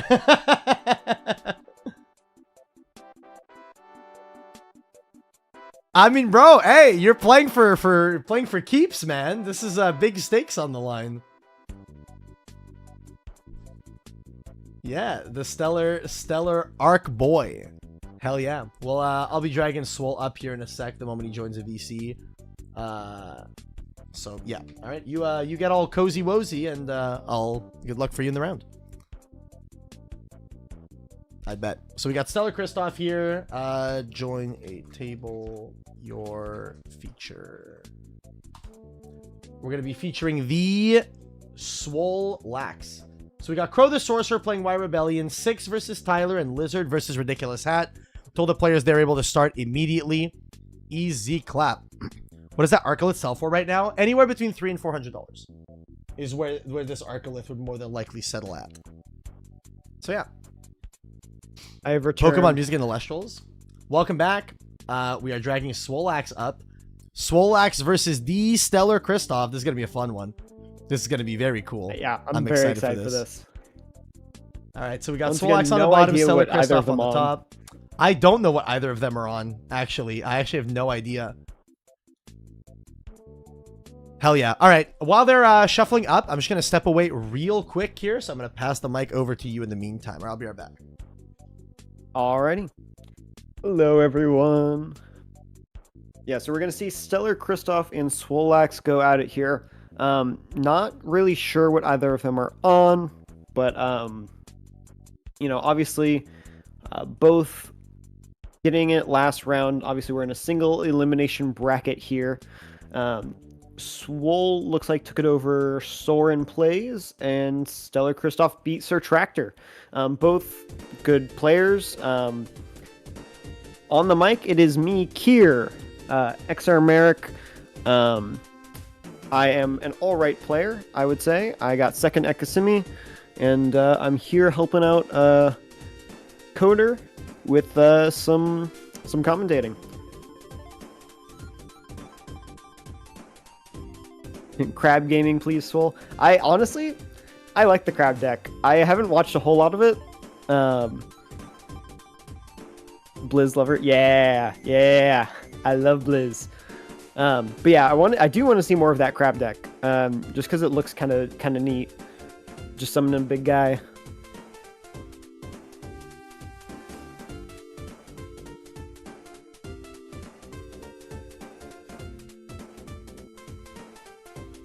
It looks like they've both drawn their 5.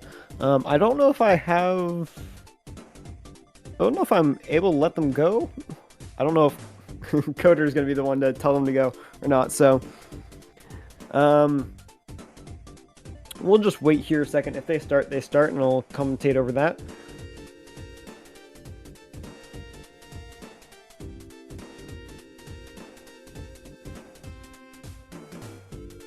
Yeah, I guess I'll just tell them to start. Y'all are good to start whenever. Y'all are good to start whenever, by the way. Yep. Alright, here they go. I don't remember who won the die roll here, but it looks like it might be Swole starting it off for us. And we are going to see a Synectar. This is obviously going to search for probably a PTA. Very good turn 1 play. PTA is just very good going first. So being able to summon this out and get that search is very, very good for tempo, especially if you have other back row to pair with it. We're going to see a set of 1 card. Could be anything. And just passing off to Christoph here. And I'm back. Sorry about that. You are my all good. My cat was They've yelling got at started. me. She was like, I'm hungry. And I'm like, you know, fair. Is that a Jotagua? Hell yeah. It is Champ Jotagua with an Aphrodite. We also saw Swolax start off with Synectar Search PTA. Okay, set well, 1, hey, mystery that's about card. as good as it gets, right? both pretty good starts from both players. Obviously, Dratogwa plus Aphrodite is a search too, and that does search the whole combo. Searching both Lockagons here. What does the Dratogwa do? So you can Nexus, and then when you do, oh, you search like the aquatic guy, right? It searches Tadpuff, right? Or Lockagon or whatever. Yeah, there's a few different things you can search with it. Okay. But it does search an aquatic. Typically, you grab Tadpuff here, but it looks like Kristoff probably already has that in hand. Solak's on the Ardbud! The bud! Ardbud! He's got the buddy, the buddy! Where's Log right now? Where is he? Log honestly, punching the air right now. I know, right? This is actually really good. If that's not exactly Gorgon's Gaze or P-Box in the back row, you can just go into the Aardvarem here, taking off of the Psynectar. Kind of strong, but I mean, you do get punished if it's because I believe this disenchants for cost, right? It does, and the other punish here is the fact that we know that they have Lockagon in hand means that you can set up a big play here and just kind of get the whole board removed anyways. This is strong though. This is very strong. Yeah, very very quick, very good play. Just trying to turbo out as quick as possible. Oh, and I guess we do know that they have the Spectera, so if they have a way to... This is double spect, yeah. If they have a way to get that spect out, maybe a PTA... Oh, there it is! PTA. The Artemis Arrow. So now going into Antitan here. Able to play both Specterasis too. So not only do you get the Antitan, but you also get to threaten an additional body on board. This is cool. Yeah, so it's going to destroy the Specteris and ascend into the Antitan. And you also get to take out that back row, right? Because doesn't the Antitan pop back row? I don't remember exactly what it does. It pops a card, right? I know it pops a card. Let me look up exactly which card that pops. Doesn't it have to like discard an Insectoid to pop a card? So I mean, you do have one in the form of the Spect. If there's two Insectoids, you can always... card. It can be activated up to 2 times per turn. Okay, okay. There's the Soulmates. And then, okay. Huge. Yeah, while there's a bug Elestral in the field, it's unaffected by opponent's Elestral effects. Oh, wait, that's super strong into the Lockagon deck. What do you mean? That is so powerful against Lock. Yeah, I mean, obviously you don't have a bug on the field here, but... I mean, he can, right? Because he can just cast out the Specteris, and then you have a bug. I guess because the Dratogwa's still suppressed. I guess he didn't. I didn't see he didn't discard that. Yeah, so now he just summons that out, clears the whole field, and this is so good. Lockagon. Very strong. Plus, we know we've got PTA in the back row, so anything that they do summon, if it's not exactly doing a lot, you just remove it and keep up with this pressure. Yeah, it might have to be. It might have to be the Tadpuff, right? Like if it's not Tadpuff, you're not able to establish that kind of tempo with the PT in the back row. This is strong. This is good. Yeah. I mean, you gotta have some way to try and clear the Specteris before anything. Ooh, going for Foamy here. The Foamster. I don't know what you'd be searching. I guess another Lockagon? Probably, yeah. So that means 3 Lockagons in hand. That's a pretty bricked up hand for the time being. But if there's a Tadpuff there, you're able to do a lot of stuff.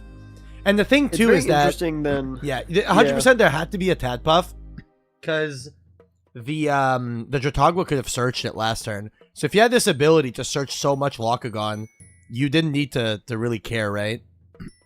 Honestly, with all that ability to search multiple Lockagon, I might have just grabbed a second Tadpuff anyways. If you're gonna out it one turn, maybe I can hold on. In fairness, if he needed another Tadpuff, he could have just grabbed it off this Afro. I think if you're Swole, you assume there's a second Tadpuff in that hand already. I'm not gonna lie. Now if your hand is like triple Tadpuff, then go off. I mean, search as many Lockagons as you. Okay, not summoning out the base Lockagon here. I guess.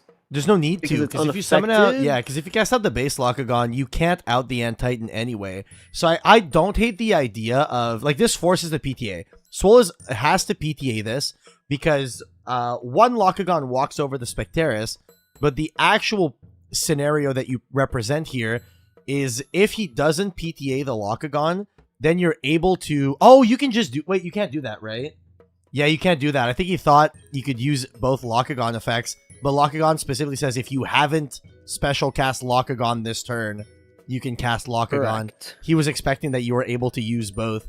But I don't think this super matters. I still think this is the correct play because it forces PTA. 100%. It forces PTA on one Locagon and forces Swole to have to answer the other one, because if he doesn't answer both Locagons by Kristoff's next turn, then on his next turn this Ant-Titan is vulnerable.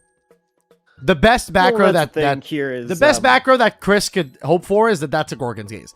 If that's a Gorgon's Gaze, you blank the Ant-Titan and then you're in a fantastic position. Yeah, because otherwise, if they've got any bug in hands, they just discard, pop the back row, walk over a lock, and then you are so down at that point. Yeah. Quick spirit count here. Like, I can already see it. Ant-Titan, pitch an Insectoid, target, like, whatever, chain Gorgon's Gaze. Feels really good if you're Chris here.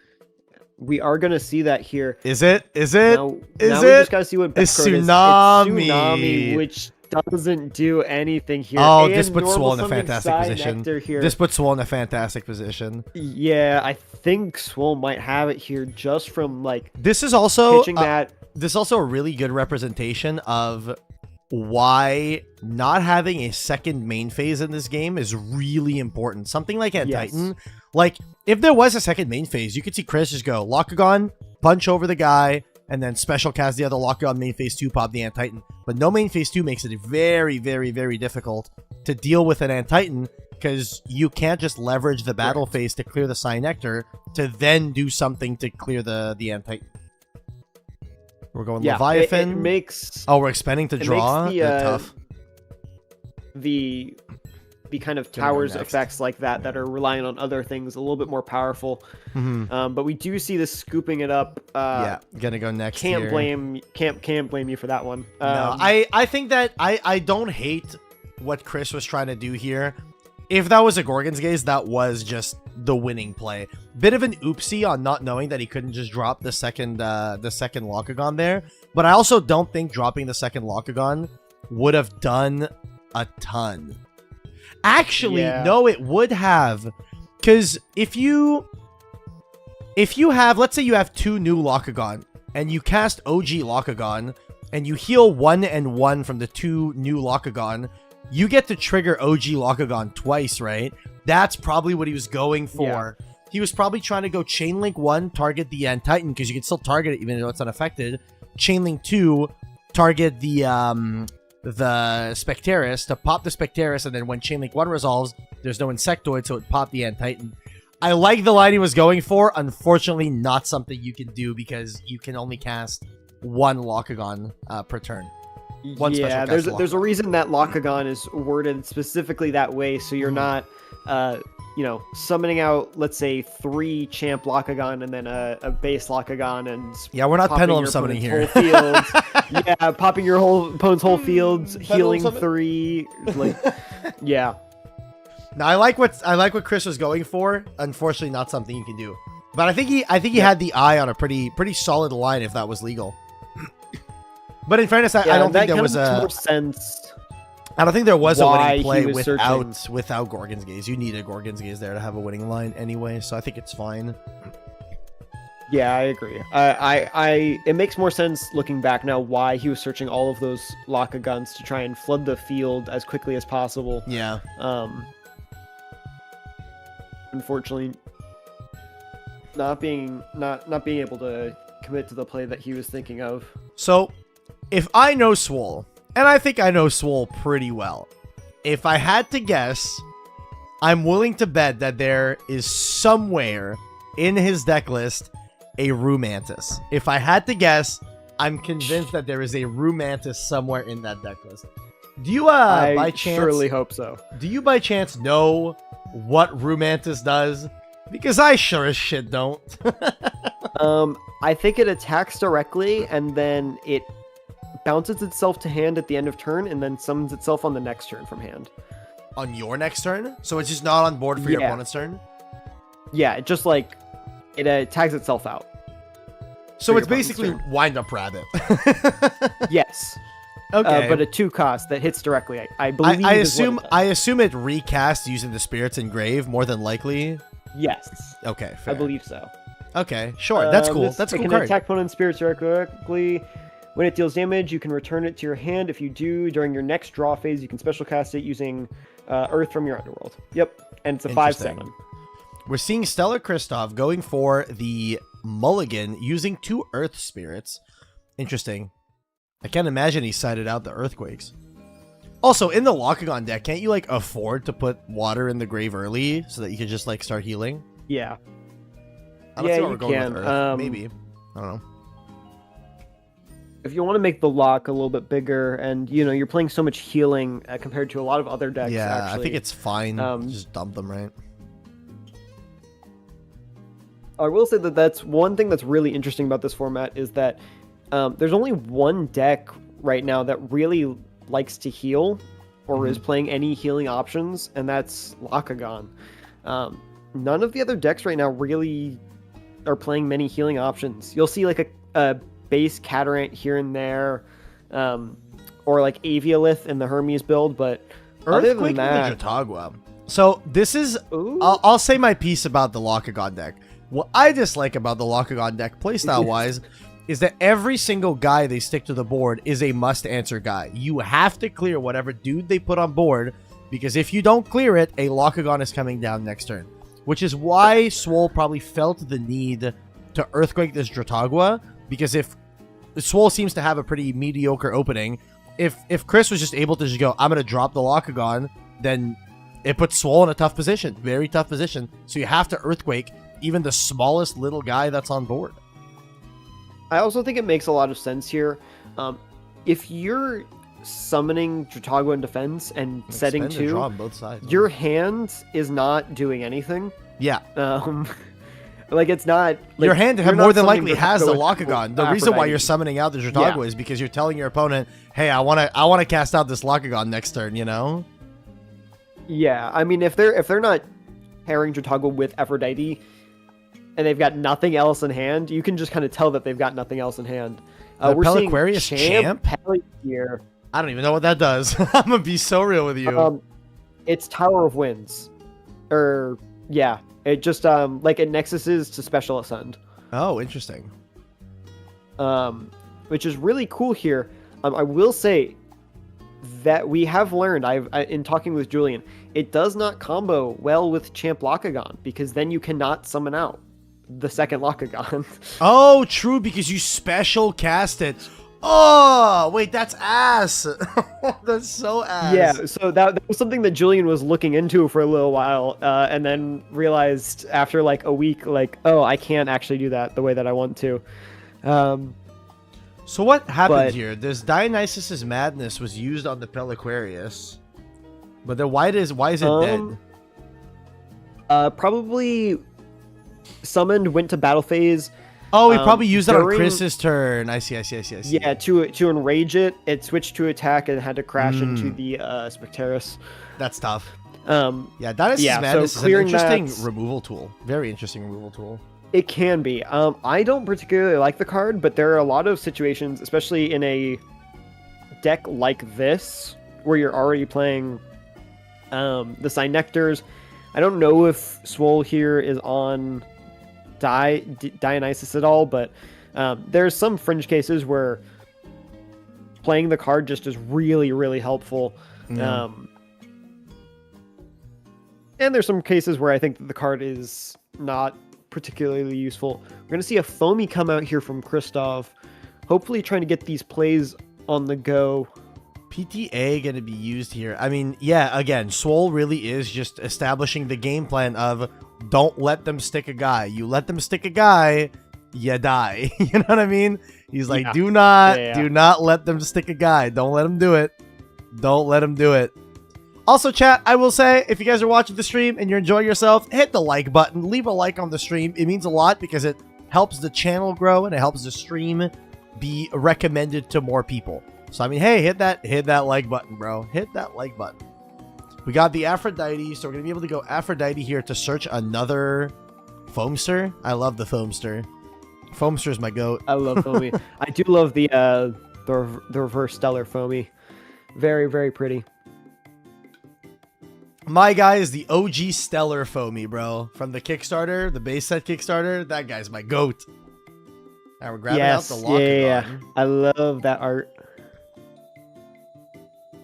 So we're grabbing Locagon off of the Foamy discard, I guess. Yeah. Sure. Yeah, it was Foamy, grab Aphrodite, search another Foamy, pitch Foamy, grab Lock. Yeah. But we know that this is PTA'd, so yeah, it hopefully just dies. Kristoff has a Tadpuff in hand for next turn. Yeah, that's the Otherwise, only way. Yeah, that's tough otherwise. I mean, like, think about it here. Normal summon Ardbud. Oh, God. Ardbud goes crazy here. Oh, my goodness. I mean, obviously in the 3 back row, it's maybe not exactly the right play, but... Nah. That sounds like the right play. We're seeing an expensive draw. Goddamn. Okay. Setting two more. I mean, don't have to fear Hurricane anymore. Swole is executing the game plan. This Tsunami feels fine. You're completely okay with this. You're executing the game plan because as long as you have back row, you can prevent a guy from sticking. And if a guy doesn't stick, Locagon don't do nothing. Yep. So if you're Swole here and Chris goes Tadpuff, do you gaze it instantly? No. Really? Well, I guess we're about to find out. Because there's Aphrodite. So if you gaze Tadpuff, Julian told me this very early on. You get second Tadpuff, because if they have Aphrodite, or if they have any second Tadpuff, they just go cool, another one. So you should always hit the lock. You should always hit the lock. Yeah, you always hit the lock. PTA? Yeah, so are we seeing PTA and gaze? I can see it. PTA and gaze. I see it. PTA and gaze. Deny the heal. The normal cast has been used. And this thing is just dying in end phase. Like, don't get me wrong. It's expensive. You're paying 5 to out what is a 3 spirit investment from Chris. But putting him on no guys and then you have 2 guys on board, you're mitigating that 5. You're swinging for 3 next turn. So you're putting him on essentially a -1 deficit after you've done all this, you know? And you've committed the same number of cards to the board. Where you have to weigh, you know, am I fine with paying, you know, a quarter of my life to stop my opponent's entire game plan? Which usually I would say is probably worth it. Typically. But that is a lot of the spirit math that I think has been happening, especially in this format. Where it's Ardvarum! Like, oh no, 2 lunar. Oh. Doppelganger! And okay, I thought that was going to be a scoop, but it just that's a doppelganger. That's 3 damage to the face. Is Chris on 3? Am I crazy? We're seeing Gorgon's Gaze. Oh, interesting. That's the new Gorgon's Gaze from Celebrations. So why are we using we're using Gorgon's Gaze to be able to keep 1 spirit, and that's the game. That is the game. A swift 2-0 for Swolax. Gosh. That's tough, man. That's real tough. That was a rough game. Very well played by Swole. Yeah, I mean, hey, you know, sometimes you just can't beat the GOAT. The Swole the GOAT, man. Guy's a little cracked. All right, so that was our feature match. That is the first round to be done. So we still got Crow versus Y Rebellion, 6 versus Tyler, and Lizard versus Ridiculous Hat. I want to pop in and see how Y Rebellion is doing. I'm curious. How is Y Rebellion doing? Because Y Rebellion, as you guys know, winner of the last premiere. Oh my goodness. This has to be the worst camera setup I have ever seen. So, chat, you're not ready for this? Crow the Sorcerer told me, if my setup is kind of ass, is that fine? And I said, well, you can show it to me beforehand if you want. And he said, no. If it's not okay, I'll just scoop. It's fine. So this is Y Rebellion's, and this is his opponent. This is his opponent. Does he have it stacked up on a bunch of books?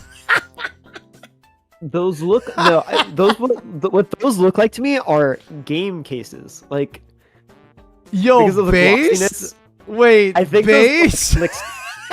Like video games. This is the funniest thing I have ever seen. This is so jank. Oh, I love this. I love this immediately. This is so jank, man. The hands fully off camera. Oh, he's also on the floor, I believe. Oh, he is. He's on his knees. No. He's standing next to the table, I think. He's standing behind the table. Is he? I can't tell. This is crazy.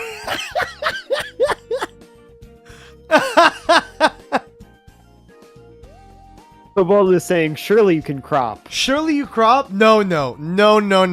Here, in this house, we deal with the jankiness, okay?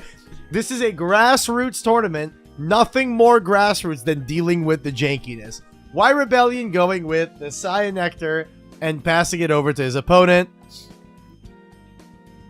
Easy clap. Easy clap. We're chilling. We're going to be casting out. That's a resting on your laurels. I appreciate that he's doing the Master Duel thing. You know, you play a card in Master Duel and it pops up in the middle. He's like putting it up to the camera before putting it down to be like, I am playing this card. Look, you can see it right now. You won't be able to see it by the time I put it down. There's the Cyanectar.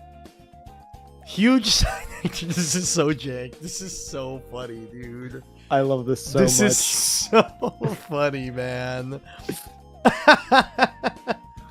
All right, we got Swolax. I need to go put glasses. Yeah, put on the glasses, bro. It's a good call. Good call. I take them off with my headphones, but yeah, I think I actually need them. Shuffling right up to the camera. I appreciate that Crow literally said, yo, I'm letting you know my setup is jank. Is that okay? And I'm like, yeah, bro, that's fine. It's okay. Is it wrong to say that I hope he kind of wins with this jank setup? Speaking as a judge, this would not be let through in a premiere. That's true. That is true. I wonder what his opponent's reaction was. Like, his opponent probably went like, dude, what the fuck is he doing is this, man? Well, so what I'm really interested in is you can spend $20 on entry, but you can't spend $5 on like an arm for like a camera mount. Get a little gooseneck, bro. A little gooseneck. We got the PTA on that Cyanectar. Kind of hilarious. I've seen some awful setups allowed on a premiere. Bro, I mean, you've seen the classic go around. There was this picture that was going around on Twitter a lot recently, which was this one person back when Yu-Gi-Oh started doing remote duels that played remote duels in their car. So their family was moving, and so they were in the back seat playing in their car. So they had like a thing on their lap to play on their lap, and they had their deck in the door handle, and shit is so funny. Funniest thing I've ever seen. So funny. It reminds me of shout out to last game we watched, Swole with the in the airplane. On the airplane. Yes. That was funny. On flight premiere playing. Which do you know who his opponent was funny. That round? Who? He was playing as Y Rebellion. Yeah. I literally asked. I was asking Y Rebellion. His name is Ian. I was asking Ian. I was like, "Yo, bro, how was it playing on Swole on the plane?" And he's like, "It was interesting." So it's funny that Y Rebellion not only got the Swolax plane cam, but is also getting whatever the fuck this is. It looks like it's also from a plane. Yeah. All the way from the POV of the plane. You're right. Yeah. Some drone footage. Oh, this is kind of strong. Being able to foretell those three. Yeah. Hupperoo adds any Earth card or Elestral. Any Earth card. Choosing not to add the Earthquake is kind of crazy. But I mean, knowing that there's here. Earthquake on top and the Trickery is really nice. Trickery is such a good card for this deck. It also is one of those things that, like, what are you Earthquaking right now? Nothing. There's no guy on the board. You're right. He hasn't summoned anything all game. So you kind of really don't want to put all your eggs into an Earthquake that might never happen, right? Yeah, you might just want to set up and try and get as much damage in as possible. Looks like a Hopperoo coming out from the opponent here, from Crow.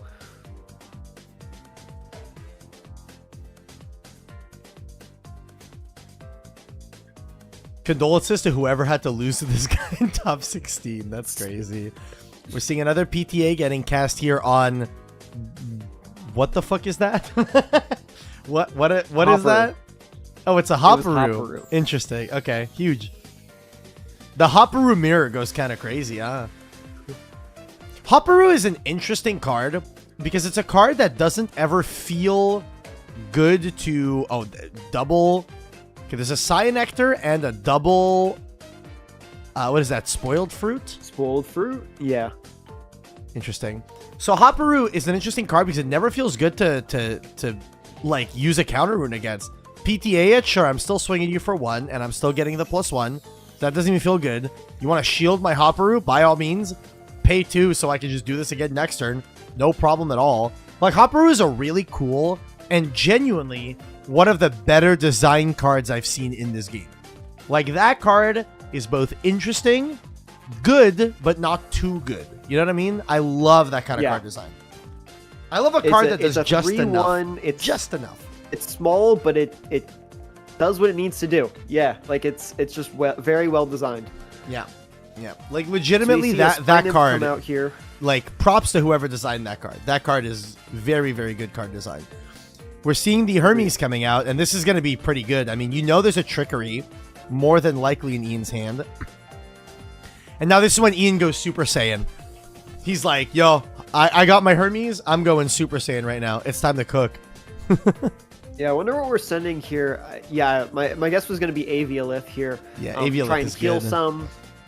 And then if, you know, during the battle... Knowing Ian, bro, is not going to heal at all. Knowing Ian, he's putting all 4 of those spirits on that Hermes immediately. That's fair. I also forgot it can do that. Yeah, no, Ian is a big fan of the... all of one time. He's a big fan of the... Yeah, I want a 6-spirit Hermes. That's what he wants. 6-spirit Hermes. I don't disagree with that.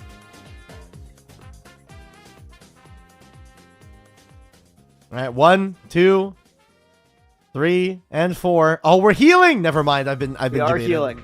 I've been debated. I've instantly been proven wrong. Okay, gonna go Cyanectar, attack direct, get in for 1 point of damage. This Hermes deck is also a deck that I find extremely unique in the sense that everything it does is expensive, but it also has tools to heal. It's a crazy good toolbox, but it's a deck that relies extremely heavily on seeing the Hermes is the only big issue with it. You know what I mean? Most decks that played a divine didn't, like, you know, Zeus and Demeter back in the day or whatever, you weren't super reliant on seeing your divine. Even Aphrodite, you're not super reliant on just hard drawing the Aphrodite. Whereas this deck, if you don't see the Hermes, like, your deck is tier 7. Yeah. Okay, so we see a resting on your laurels coming out, hitting that Cyanectar, which seems fine. I don't know what was cast there, but I guess we'll find out in a second here. The other thing about Hermes is, and you can really tell by, you know, Why Rebellion being one of the only people having, like, a lot of success with it, is that it's a very difficult deck to play. The other thing, too, is Ian has only been playing this deck since the release of Hermes. Yes. Like, he's only been playing this.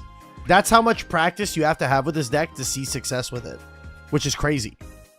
He had me try it. I went over to his place, we were playing, and he had me try his deck. I'm not even gonna lie, every game I played with this deck, I'm playing it, I'm like, this deck's dog shit.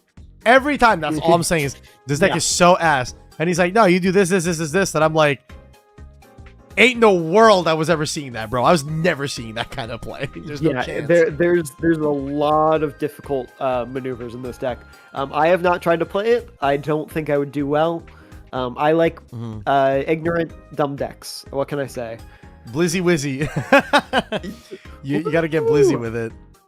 I know, it's crazy. Also, Ian does the trick that I do, bro. I'm gonna be so real with you. This is the trick. You always do this in tournament, okay? I'm gonna expose my secrets. You guys should always do this, and be aware when your opponent does this.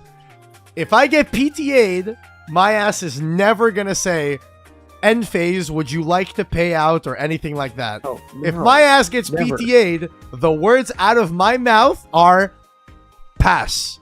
And if my opponent draws for turn, sorry, boss, you missed. You didn't activate it in end phase. I'm sorry, bro. Yeah. The word is 100%. pass. That's all you say. You don't go end phase. Do you want to do anything in the end? Do you want to pay out on that PTA or whatever? Catch me dead reminding my opponent what they got to do, bro. Pass. The most I'll do is I'll say end phase, but that is it. And then once they draw, I usually, as soon as they draw, go. Oh, this is huge. You did not pay out. This is huge. No, this is massive. So PTA end phase to pay out is an effect that activates. You can chain trickery to it to dodge the PTA and make the opponent pay 2. That is so big brain. You're getting so much value off of this. Wow. Yeah, and then bringing out the Aviolith is just, 4 spirits of health right there as well. So yeah. Even just burning your opponent while also saying, yeah, I'm going to heal 4 regardless of what you do is insane. Especially if you've got another trickery or something back there. Popping it, bringing back the Spinosect. Nah, Ian's cooking, bro. Ian is cooking. God damn. This deck is very fun to watch. Very It kind of wins out of nowhere sometimes. It's fun to watch when played well. Like, you watch this and you're just like, yeah, these bros cooking, man.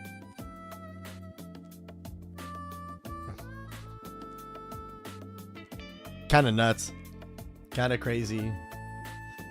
I wish that more cards worked the way Trickery does, because, like, if you chain a thing to, like, ascend onto your guy, you would still lose in that scenario to the PTA. What was it? It was the play that really got me a little frustrated with the way they handle, like, casting was my opponent had a Kindleo and I had a Werepup. They go Kindleo to Nexus, I go chain Full Moon to enchant, and the next turn they go Kindleo chain 1 on the Werepup, and I go chain link 2 Werepup to ascend. That still loses to the Kindleo because the Kindleo pops the Werepup that is still on board because the Like a Void doesn't cast until the next turn, next chain, because of the whole limbo thing. And that was so frustrating to me. You're activating the effect to put the cast into limbo. Yeah, is all that is happening. And then the cast which is goes also on the some next weird chain. stuff when you iWooly hit Snowlit Asprowl. What is and you going can on just here? summon We out got the Asprowl. Spoiled Fruits. What are we spoiled fruiting here? We're trying to spoiled fruit the Aviolith effect to heal. Aviolith? Yeah, I mean that makes sense. I don't see what the argument is here, but yeah. Because he just ascended Aviolith over Aviolith to put the other Aviolith in grave to try to heal more. But I mean, hey, this is fine, you know. And then that got spoiled fruited. Yeah. Yeah. The thing is, we know there's probably another spoiled fruit, so this Aviolith is also not going to resolve. He's activating the Ambro, probably trying to bait the second spoiled fruit, because I think you value the Aviolith heal 4 more than the Ambro heal, essentially, too. Yeah. That makes sense to me. No, Frizzle, we don't need a judge. We've got Nick, who's yeah, we have a judge. But hey, Frizzle Nil, if you want to join the server and be online as a judge for next tournament or something like that, because I don't know if Nick will always be available, I'm down to have more judges in the server. If you want to join the server, that's pinned at the top of the channel, top of the chat. I can give you the judge role and stuff like that, because I'll probably start picking judges. Once we start running bigger tournaments and stuff, I'll probably start picking judges. We've only had one judge call so far this tournament, so good stuff.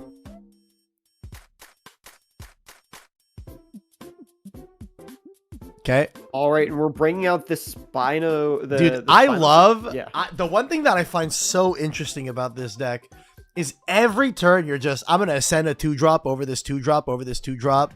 And that is a concession. Yeah. Are we... Was that game 3 or game 2? Is this 2-0? Let's find out. I do remember this was game 2 at least, because we saw them shuffling up when we first got in here. Yeah, true. True. But yeah, we'll find out in a second. I kind of forgot that this was the second match that we watched this round. Yeah, Swole's round went a little quickly. a little bit quickly. I'm getting pinged on the server. Okay, I got you. First of all, let me give you the roll. Bing. Enjoy judge roll, buddy. But yeah, chat, if any of you guys in the chat want to join into next tournament or later tournaments or anything like that, or even just be in the server to know when tournaments happen, click on the link at the top of the chat. It's pinned. It's to join the pit. The server is called the pit. The idea, right, is it's like an arena, right? We're running underground Elestrals tournaments. It's the pit. You know what I mean? That's the idea. Yeah. That's the flavor there. So I'm very glad that we've been able to get tournaments Fire online tournament. for the pit. Yeah, very exciting. And the thing that's cool is I'm not the only one that can run tournaments in here. Josh Bean Soldier is also able to run tournaments in here. So is Dimax. Dimax has rejoined the server, I believe. So Dimax does have the ability to run servers. It's the three of us. This is my server. I made it. But Dimax was one of the people that had the ability to run tournaments and did run tournaments in the past. But the entire premise and idea behind the server is we wanted a server that was high, like, competitive level. The idea is we want to run tournaments like this where we get some of the best players to pull up and all that stuff, you know? It's pretty cool. I'd put up prizing, but my only stellar is a Panzer. I mean, hey, if you want to put up prizing for Zolnil, we can probably make something happen.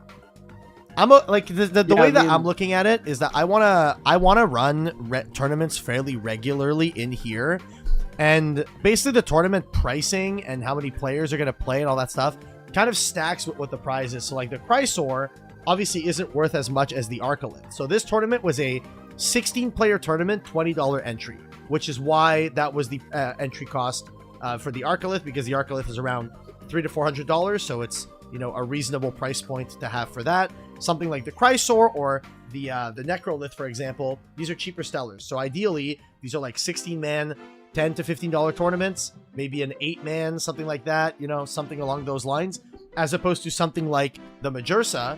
I got the 1 of 25 Majursa Champ full art stellar. This one is more than likely going to be like a 32-man tournament instead of a 16-man. So everything kind of scales with what the pricing is and stuff, you know? Yeah, maybe we'll have a tournament for my Locagon. Who knows? Oh hell yeah, bro! Hey, hell yeah! I don't know if I want to get rid of it, but I've definitely thought about it. It's one of those things where I don't know. I could put it up for sale, but I don't know if anyone would buy it. Yeah, you could run a 64-man tournament, get people to play real hard for it. All right, we're setting 2. Is that a Cyanectar on the board? I assume that's what that is. It kind of looks like it, maybe. My guess is this is game 3, by the way. I think this is game 3 because if we were seeing them shuffle up, that means that Crow the Sorcerer won game 1, so this is probably game 3. We see a Galaxy Champ coming down. Very strong card. Beats PTA, so I mean... I feel like that's probably why Ian is siding this. It's probably in the side deck, if I had to guess. Probably siding this specifically to beat the Cyanectars that search PTA. Because a Natty 5 loses to the PTA because Cyanectar's a 4. But the Galaxy Champ does not.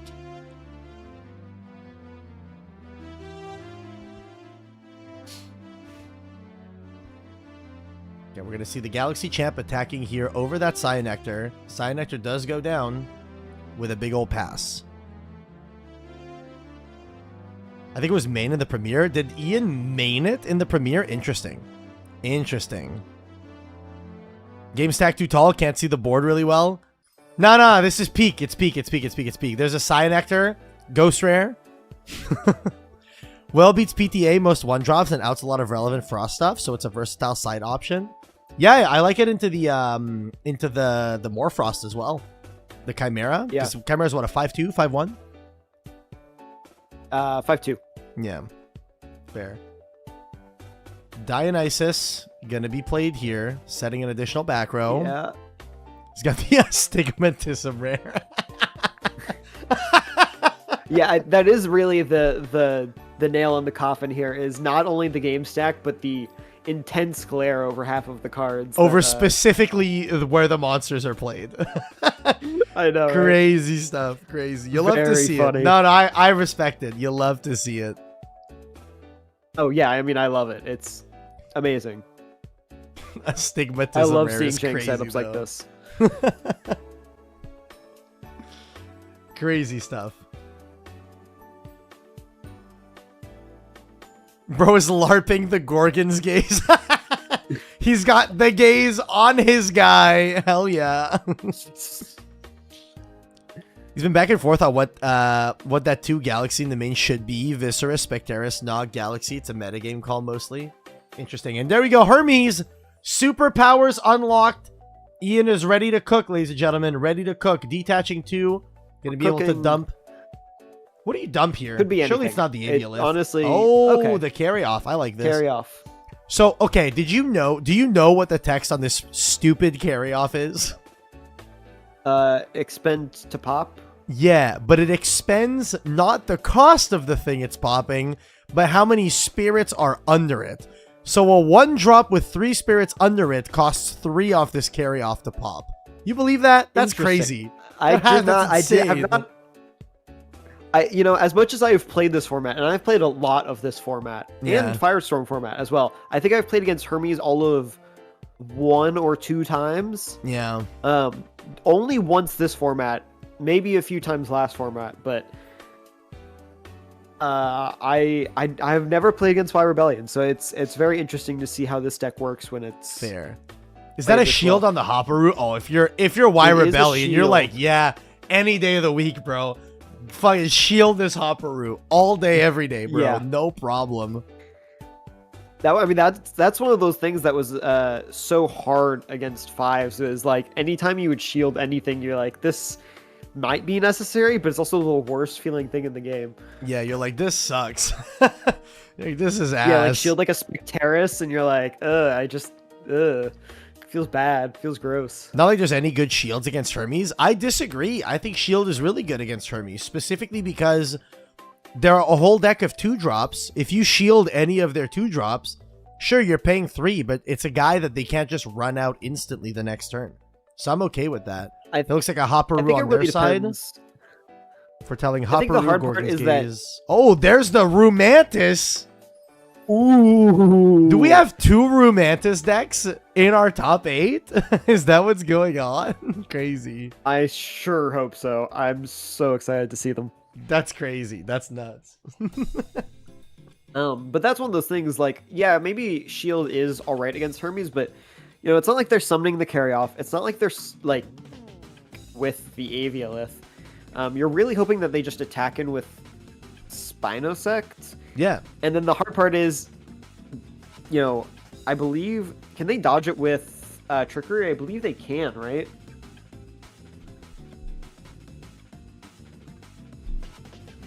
They could Trickery it, yeah.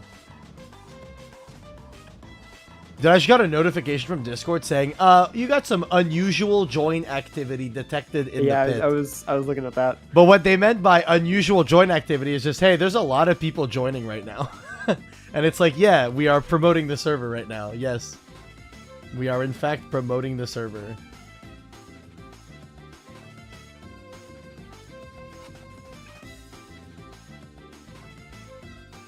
This is funny. That's so funny. And you know what's crazy? The other 2 tables are still playing. 6 versus Tyler and Lizard versus Hat are still going on right now. Yeah, we're looking at it right now. We've got a timer on how long these calls are going on, and we're just about to hit that 50-minute mark. Yeah, just about to hit that 50-minute mark. Good thing we're not playing with time. Honestly, I prefer playing without time. I dislike when good matches get forced to a halt with the time rules. So I'm very okay having no time, especially for a tournament that's effectively this short, right? It's just 4 rounds, basically a local, untimed, easy. There's the Spinosect. I completely agree.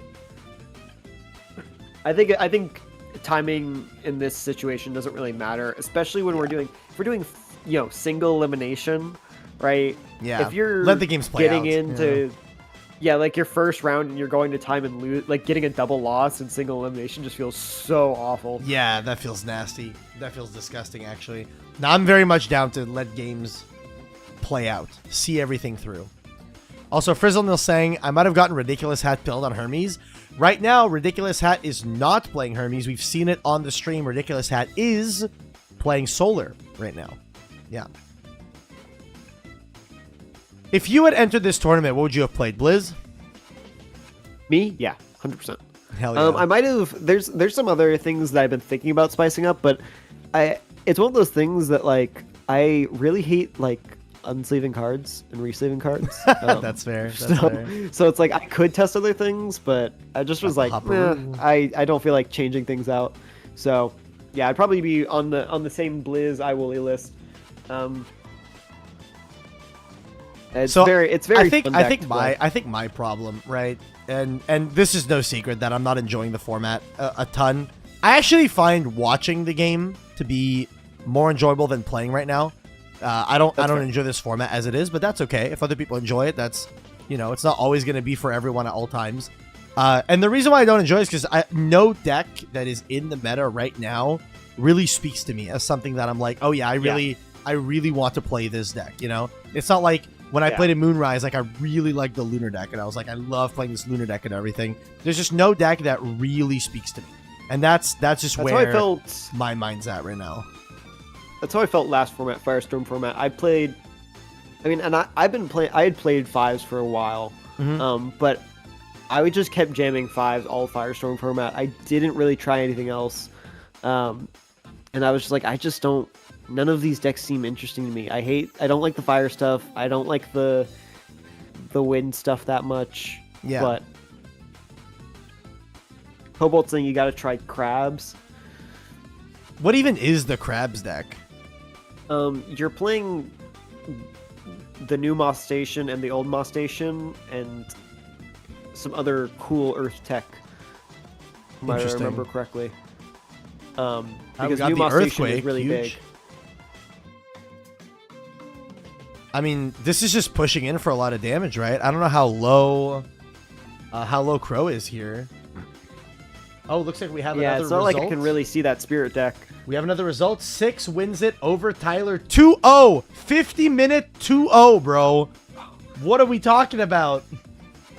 That is kind of crazy. I wonder. I'm very curious about those games now, how they went. Because yeah, that's interesting. But 6 moving on over Tyler.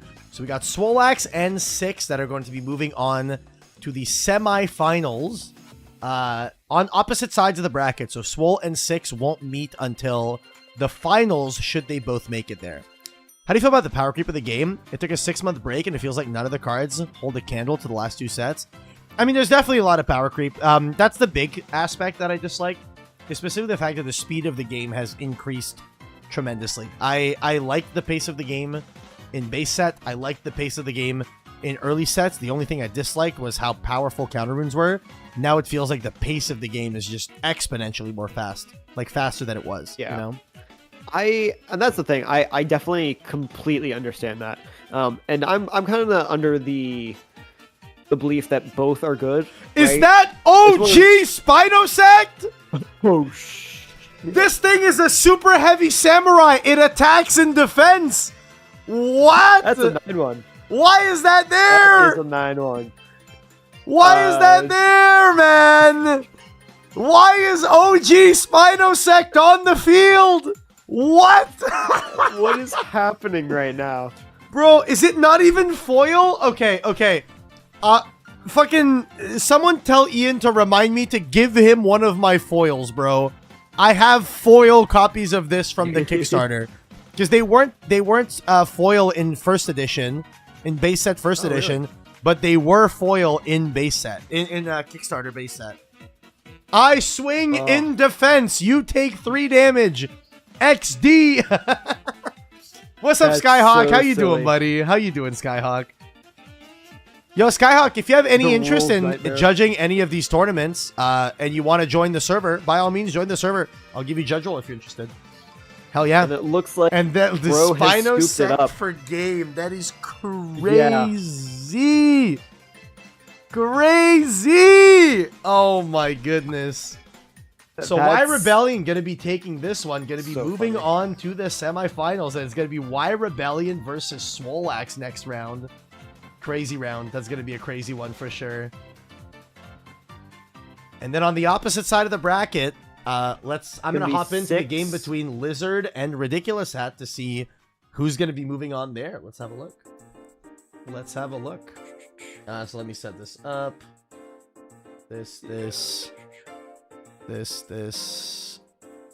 I'm trying my best to do the production thing, chat.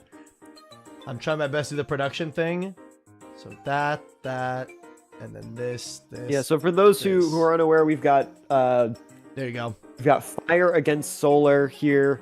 Fire against Solar. We got Lizard on Fire. He's playing Krakatuga. Oh, is that an Eruption for Game moment? Are they done? It might be. I think that might have just been Eruption for Game. Please tell me that was Game 3. I'm hoping that was Game 3 at least. Because if they're siding for next game, bro, this will be a 1 hour. They're 1 hour into their round. Holy.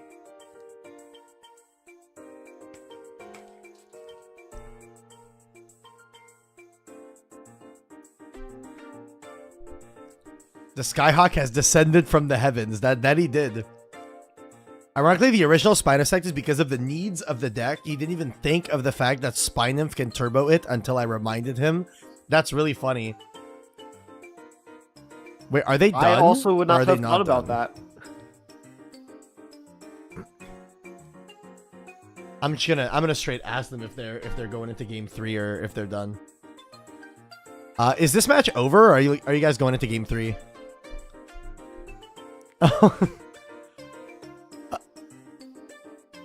Oh, that's tough. That's super tough. Well, GG's, thank you for playing, Hat. Appreciate you, bro.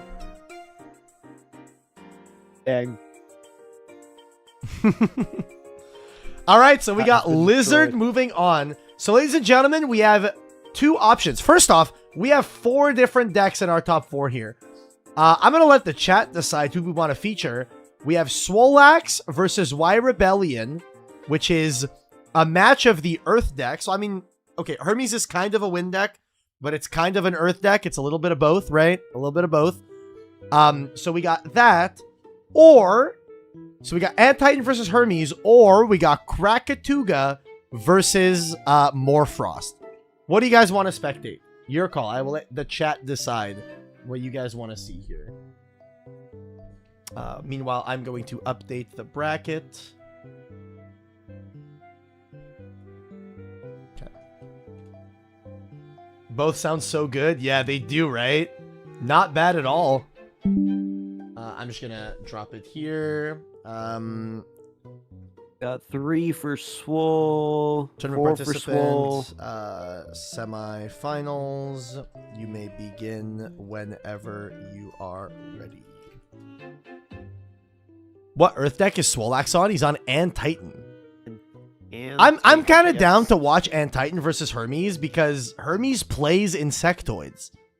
That would be a really interesting match. Oh, I guess it does, yeah. You summon out Spinosect. Cool. Anyways. Ardvarum, pop your guy. Cool. So I told them they can start whenever. They can start whenever they're ready, and I'm gonna be dragging them up to the feature match table. Yeah, I'm gonna spectate Antitan versus Hermes. Hell yeah. I think that's a good match to go into and watch. Feels so crazy to go against Bug with Titan. I can't imagine that that's a good matchup for Y Rebellion at all, to be honest. I cannot imagine that would be a good matchup. But hey, you never know, man. Yeah, that is a good point. Frizzle saying in the chat, Antitan is shielded from carry off.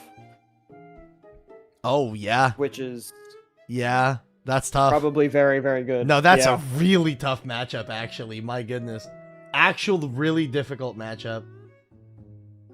So we got Lizard versus 6 on one side, Y Rebellion versus Swolax on the other. Again, chat, the players are participating to try to win this Stellar Arcalith.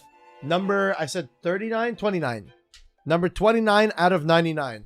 A part of me hopes that Y Rebellion wins it, so I don't have to ship this thing. I can just hand it to him. I can go here. This is yours now. This is now yours. I didn't realize he was up in your region. Yeah, no, why Rebellion? I'm telling you, bro. In Toronto, we got some stacked ass players. We got me. I'm not good. I'm ass. I'm dog shit this game. We got Y Rebellion. We got Cerebro, my guy. We got a bunch of the art buddies are up here and shit. We got some good ass players up here. I'm not even kidding. No cap. We got good players up here. Dragon Ian up. Yeah, I mean, there's some regions in this game that are very, very dominant. Very cracked. Very, very cracked. Yes.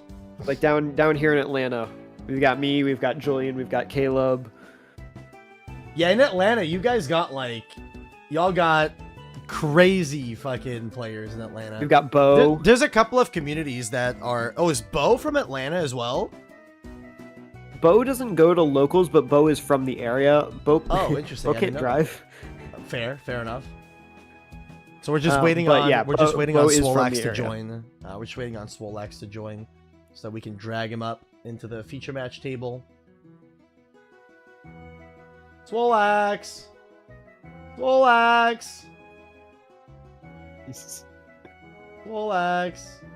Come on, Swolax, you can do it. There he is. There he is.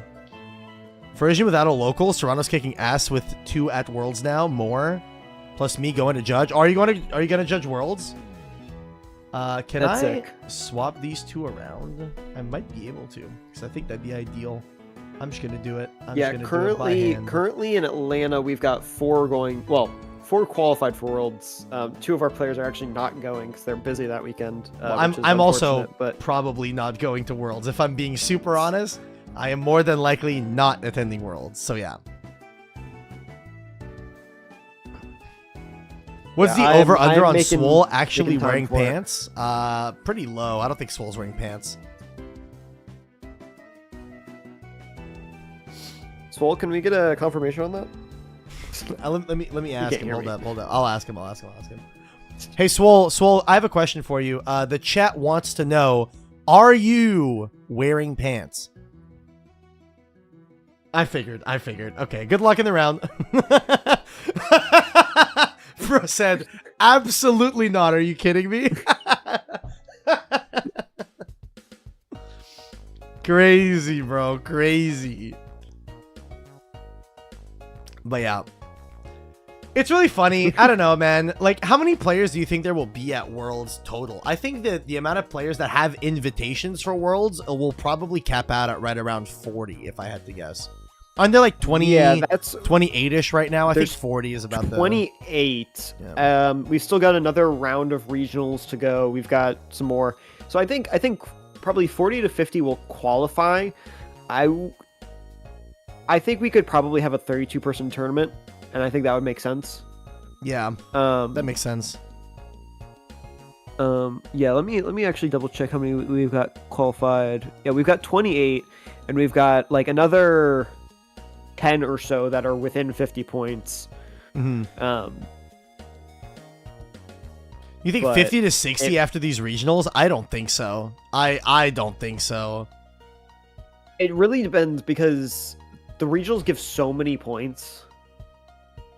Yeah, it's kind of crazy that you can farm so many points from 4-player tournaments. That's crazy to me. Yeah. Actually kind of insane. Kind of nuts. It is. That's like, you know, here down in Atlanta, we've got 2 regionals that happen, right?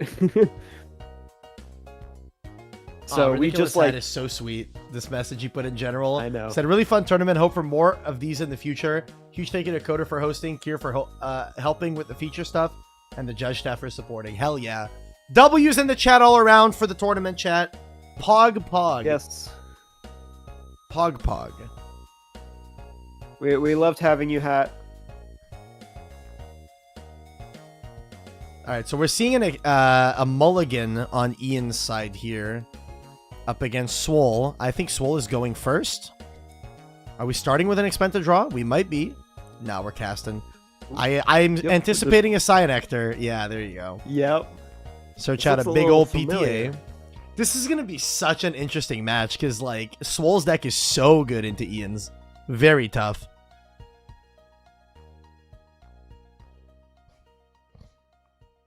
There's the Yeah, PTA. we'll definitely see how this plays out. Especially, I think it also depends on what is going to be his starting hand, right? Yeah. If we start out with, one half of the Hermes deck, it could be a lot different than if we start out with Hopperoo or Spynymph, right? Well, the thing is, those are like the main normal cast. Like, what other normal cast does he have apart from maybe the Galaxies that he might be main decking? Hopperoo's an Insectoid. Spynymph is an Insectoid. What else are you normal casting? Yeah. There it is, the Spynymph. And can't you? That's the hard part. Can you use the Ardbud disenchant off of a guy from your opponent's board or no? No, it has to be one of your guys. So it's only the thing is Aardvarm that can do either board. The Aardvarm that pops a bug on the field. Okay, yeah. Sure. But if you're able to get that Aardvarm out, it can be very detrimental if your opponent is playing any sort of bugs. Huge. Very huge. Nice. This is tough. And, like, in this match... So the big thing about this matchup, too, that matters... Yeah, so I think Ian recognized that as well. You also can't let a guy stick, because typically drawing the Aardvarm is bad, because Ardbud cannot cast Aardvarm from hand, for some fucking reason.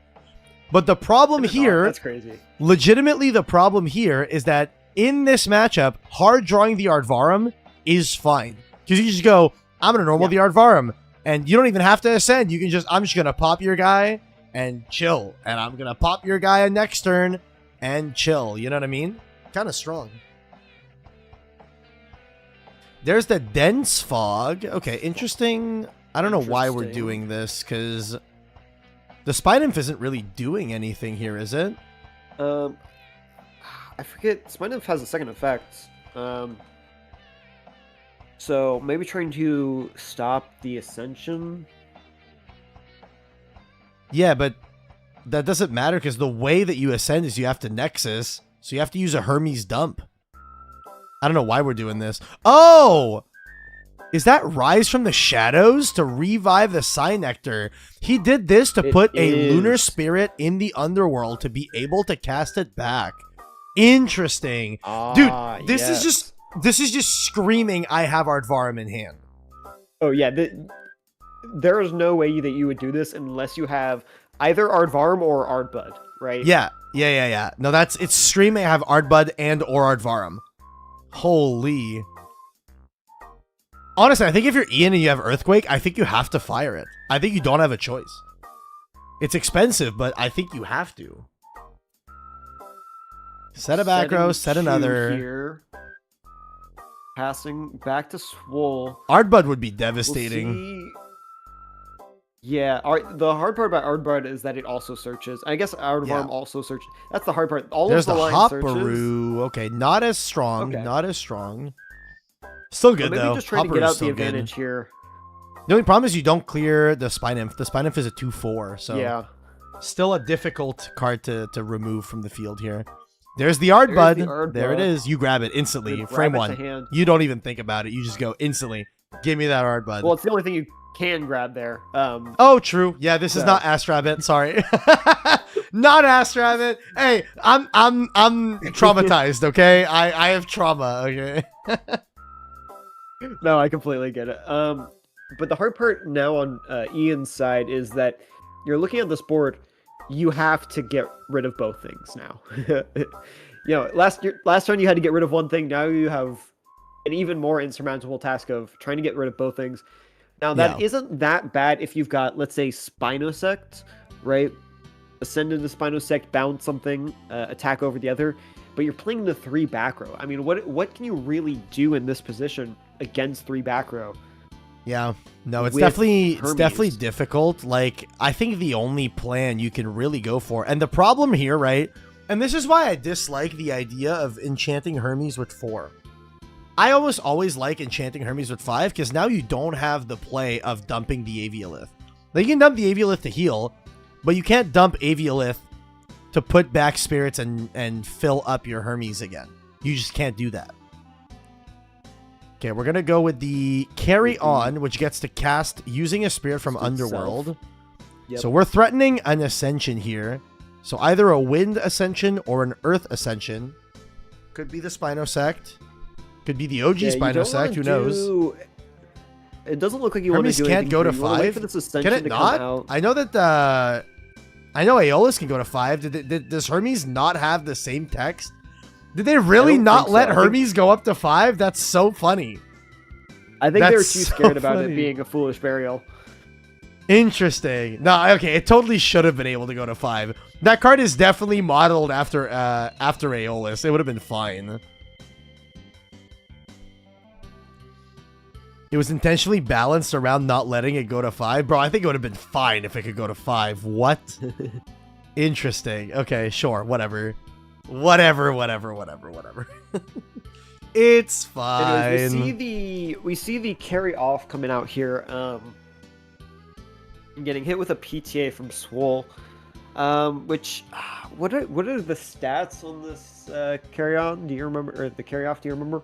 The carry off is a 6-2, 5-2, something like that. Actually, I have one in front of me. It is an 8-2 is what it is. I have 8-2. my prize card that I won, Chad. I won this. And I'm so good that I won 2 of them. Fucking catch up, y'all.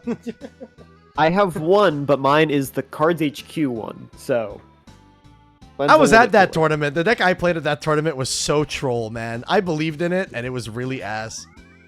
I played 5s, and I got top 16, and I was That's happy. crazy. That's insane. You know what I played that tournament? Do you remember? I don't remember. What'd you play? I played Narpoon Champ.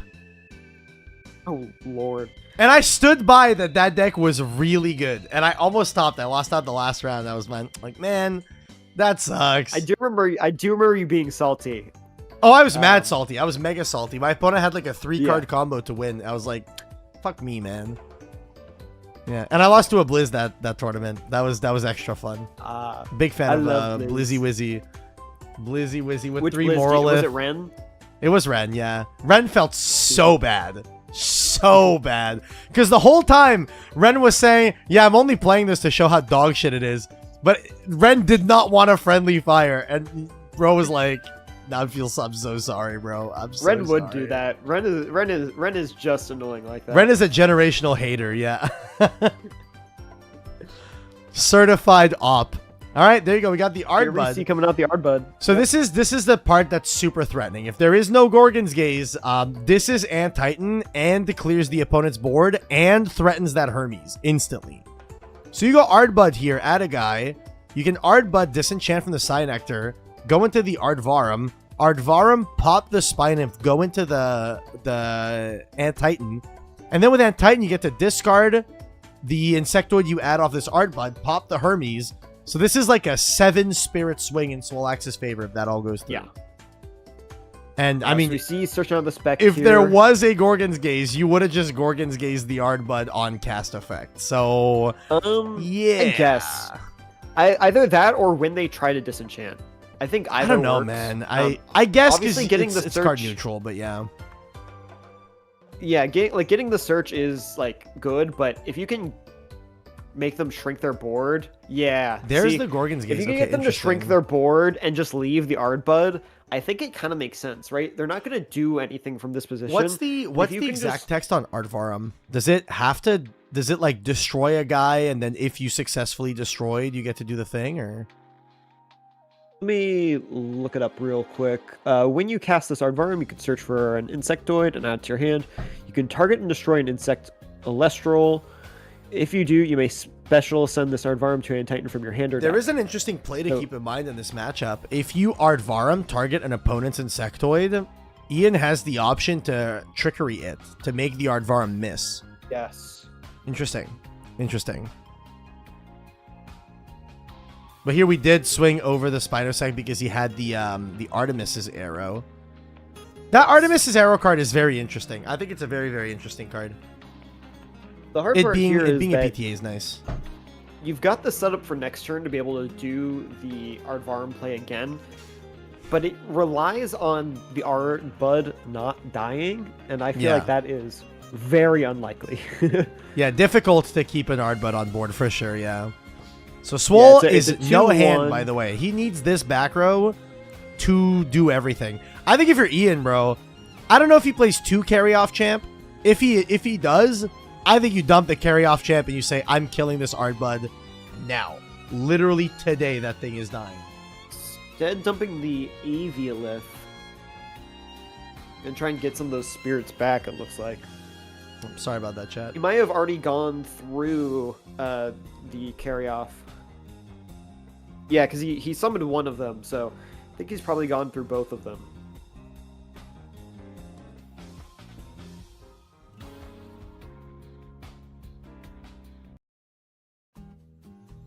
Starting the playlist back over. Hell yeah. Just passing on summoning out the Aviolith. He does this That's a lot. so I mean, good for Swole. how do you out a 7 defense? Because you only have 1 Insectoid here, Titan. so you can make the Ardvarum. You can't make the Antitan. Yeah, you can. He needs another Insectoid now, because you disenchant Well, no, off of the Specteris, search, yeah. go into Ardvarum. Ardvarum search. Oh, summon what you Ardvarum search. does search. You're right. You're right. You're right. Yeah, You're right. so you're then right, you you're just right. pop that, bring out an Titan. You may not have a bug to discard, which might be the thing, but you just walk over the Aviolith anyways. Oh, which you've got actually, no no, macro that you you're- can. You can guarantee it. If you go Ardbud, you re-enchant to one of these Insectoids, you Ardbud detach from it, because it just has to detach, right? So you can Ardbud disenchant from itself, make the Ardvarum, and then Well, it's after gotta at that disenchant point, from an Insectoid, right? is it not an Insectoid itself? Am I crazy? No, because they're anteaters. They eat Oh, bugs. you're right. You're right. You're right. You're right. I was thinking of Anteater eating ant from from Yu-Gi-Oh, bro. No, dude, I was playing, I think Moonrise Draft at Dallas, and I did the same thing. I was like, my Aardvarm, pop your Aardvarm, and they're like, that's not how this works. And I go, what? Yeah. Why not? You're right. They're anteaters. They're not ants. You're right. I'm wrong. Yes. My No, bad. My bad. Because I did my the bad. same thing. That's funny. No, that's super funny. Oh, also the stream still says top 8. You might want to. Top 8. Chat. I'm a professional. Okay. Top 4. I'm a professional. I am a professional. No one saw that. Chat. What round are we in right now? What round is it right now? It's top 4, right? Yeah, we're at top 4. Yeah, that's exactly what the stream says. Exactly. That's what I'm saying. Okay, so he did actually Dense Fog here in order to summon out the Specteris to pop it. So he didn't actually use his normal summon here. Interesting. Which leads me... Oh, because he had to... He had to re-enchant. He had to re-enchant, yeah. Yeah. Huge. So does he Oh, have a wait, no, bug but in this is hand? also really strong because it means the Aviolith won't heal. Is he able to kill? If he discards, pops the Aviolith, how many spirits is Y Rebellion on? Because that could be 4 damage right here. That's 4 damage Why threatening. won't the Aviolith be able to heal? Because it got dense fogged. It has to be not Oh, suppressed yeah. on the board when it dies. I forgot. That's kind of forgot. crazy. I said that I got Dense Fogged and completely forgot.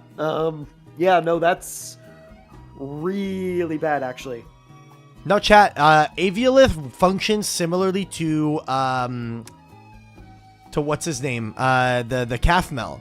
And classic, Yes. Calfmel being swung over by a Specteris notoriously means the Calfmel doesn't heal. This is basically that exact same situation. So it's interesting. Very interesting plays here.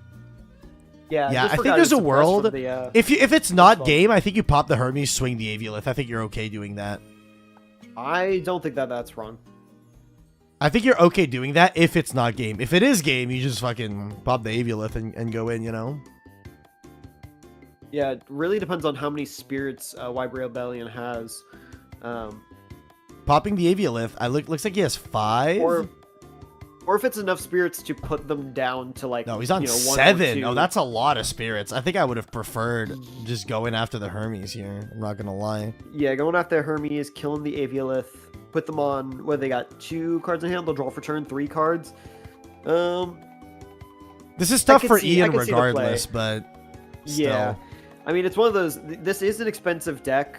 Usually there is a lot of healing with the Aviolith, but, you know...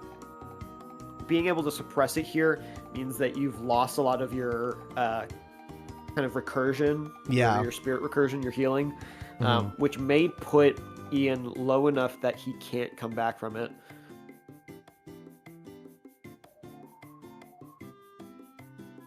I mean, the win con here is Earthquake, right? Just me when I activate EQ. Swolax emoting, apparently. Would you look at that? A bug! There's an insectoid on the board! This Ant Titan cannot be targeted by Elestral effects! Oh no. Crazy. It's not looking great, huh? It's not looking great. No. Not looking great. Swolax has a Hopperoo in hand, right? Don't we know there's a Hopperoo there? Well, I think he discarded it. Oh, true.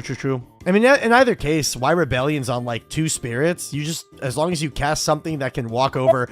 Where pup Earth Enchanted? Hello? Where is the pup? Where is he? PTA. PTA buys him a turn. Okay, this buys him a turn. It does. It does. This does buy him a turn because now this Werepup drops to one attack, so it can't swing over the Psynectar. So it deals 1 damage, and then you have to not pay out. Or we're just gonna go next. All right, scooping it, go next. Yeah, you have to not pay out, but like, how are you outing this regardless? You know, with 1 spirit like that, not a chance. There's just no way. There's no way you're outing that. That's so rough. And Titan is unaffected. Oh, it's unaffected. It's not. Can't be targeted. Interesting. It is unaffected. It is a full towers. Chat, this is the part of the stream where the gamers rise up, okay? Standing desk. If you're watching, you are now part of the standing gang. If you're watching on your phone, I need you to watch standing up. If you're in your living room watching on your TV, I need you to watch standing up, okay? It's good for your posture. Fine. It's good for your posture. This is the stand up portion of the stream. This is extremely important. You have to do it. All right, I'm gonna go take a. I can reach that far. I'm gonna take a super quick piss. Super quick piss. I believe in you, Kier. You got this. Easy. I'll keep him entertained. Hello. How's everyone doing today? We enjoying the games. We enjoying the tournament. I don't like standing, but Coder said that we all had to stand, so now I'm standing. It's funny, if you ever catch me standing for more than like 5 minutes, I will be anxiously looking for a place to sit down. I hate standing. You're bored? No. Are you not entertained? Be entertained. We're just waiting for them to shuffle up here. Been a very close match between the both of these players. But obviously, Bugs go down easy to the Ant Titan. So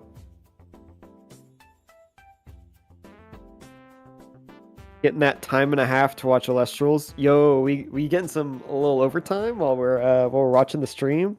Love to hear that. I love hearing that. I have returned. Chat, are you standing? I need y'all to vouch that you are standing. This is very important. Very important. You must stand. All gamers, rise up. Rise up, bro. I've risen. Don't worry, I'm standing up in solidarity.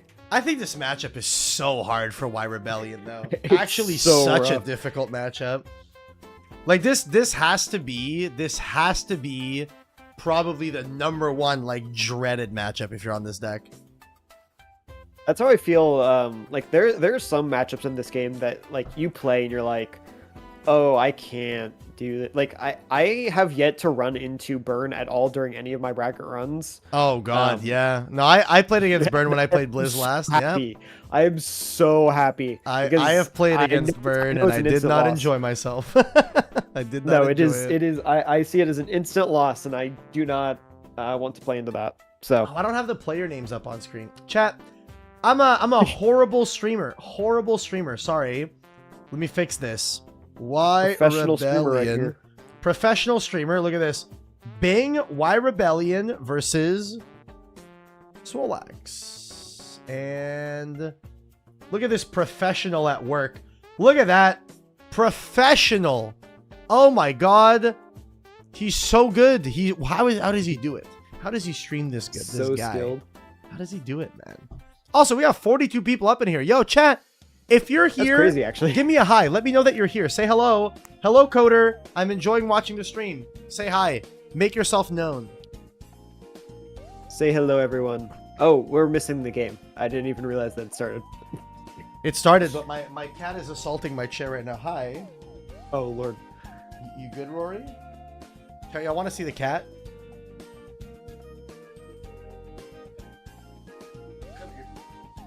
I always want to see cats. cats. Everyone say hi to cat. Hello. Hi, Rory. Hi, baby. No, you don't like when I take you on. I wish I could have any sort of animal. She doesn't like to be picked up. She's not a fan. She doesn't like when I pick her up specifically.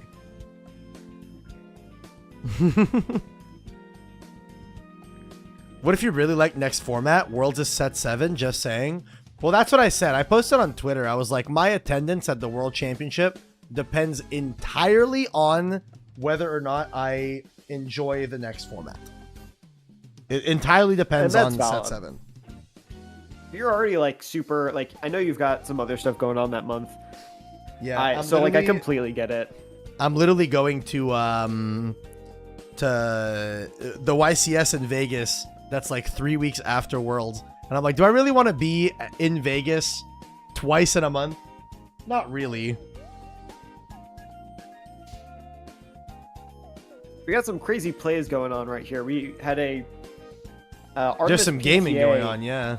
Yeah, on the Spy Nymph, summoning out the Specteris, and then getting hit with the Gorgon's Gaze back. So, yeah, this means that the Spy Nymph will live the turn. So this can ascend into a Spinosect, because there's the Hermes in hand, right? But then this loses to a potential Gorgon's Gaze, possibly, but you haven't committed your normal cast yet. This is a pretty good position if you're White Rebellion, actually. Actually, pretty decent position for White Rebellion, unironically. It's not bad. It's not bad. Sending the carry off, trying to get rid of the Specteris. I don't hate that. Yeah.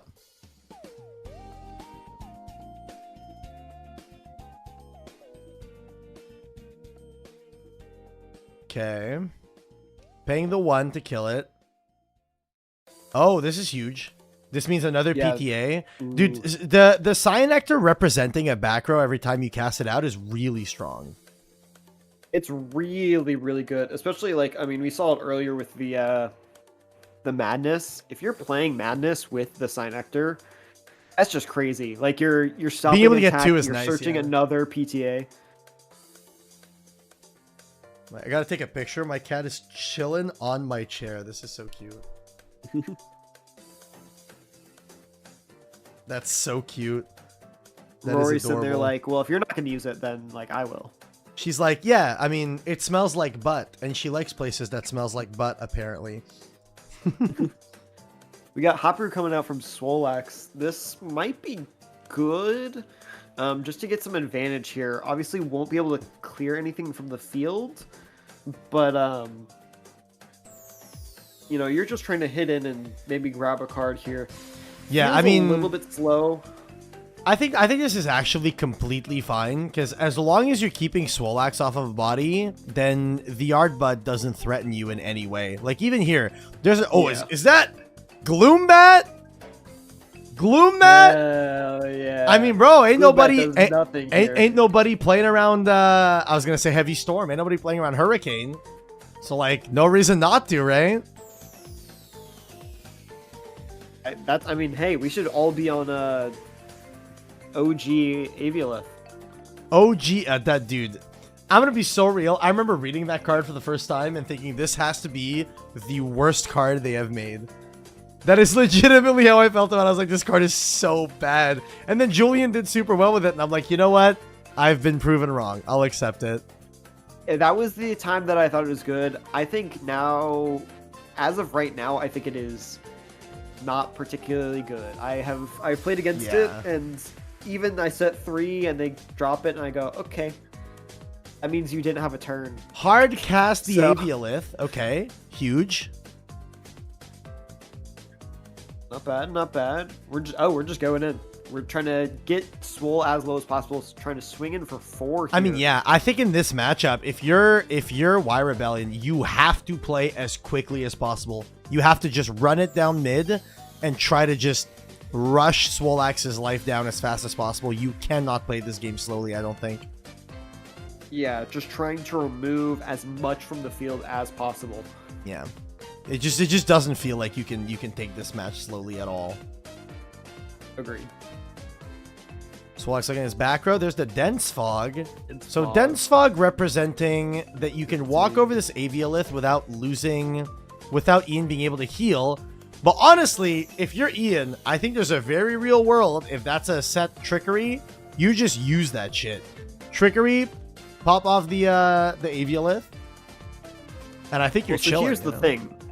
Here's the thing. We know the Ardbud's in hand. What this tells me is that there's also the Spectaris. Oh, I mean, the Ardbud can just search the Spectaris.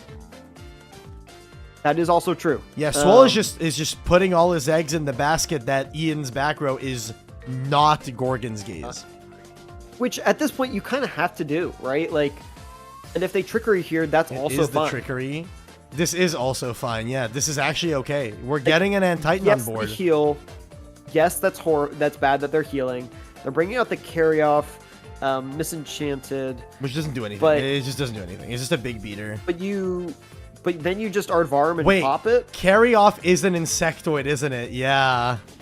You just Aardvarm pop it.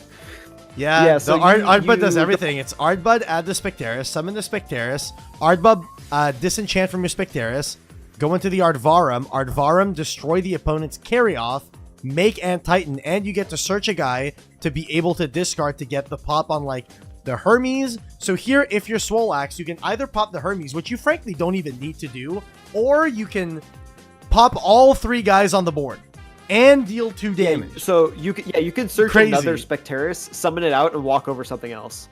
Insane. Right? Like, there's so much you can do here strong. just because you had exactly Dense Fog Ardbud.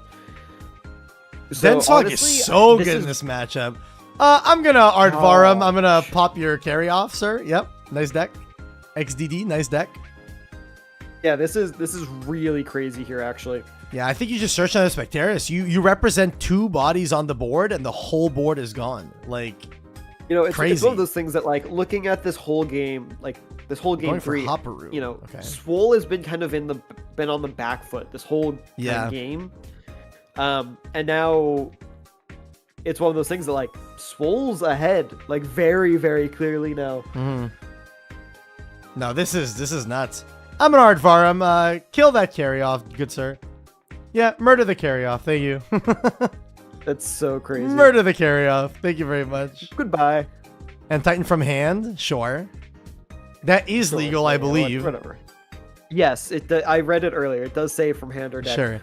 Because I know the Ardbud does not say from hand for some fucking reason. That is so funny. Are we popping anything with the Sent Titan? They, like, just forgot it for one of the cards. Well, so one of the prints of it does say hand or deck. But I believe it was it's one Shattered Stars print does say hand or deck, but that's wrong. Every other print only says from deck. That's so funny, dude. Yeah. Very hilarious. I guess whoever wrote that one was like, yeah, this totally should just summon from hand too, right? They had, like, an old file, like an old copy of it that they, like, accidentally sent. Wait, the reason why is because it ran out of characters, so to keep it within the character limit... Skyhawk saying, minor correction, the render for the Shattered Stars print on Collect was wrong.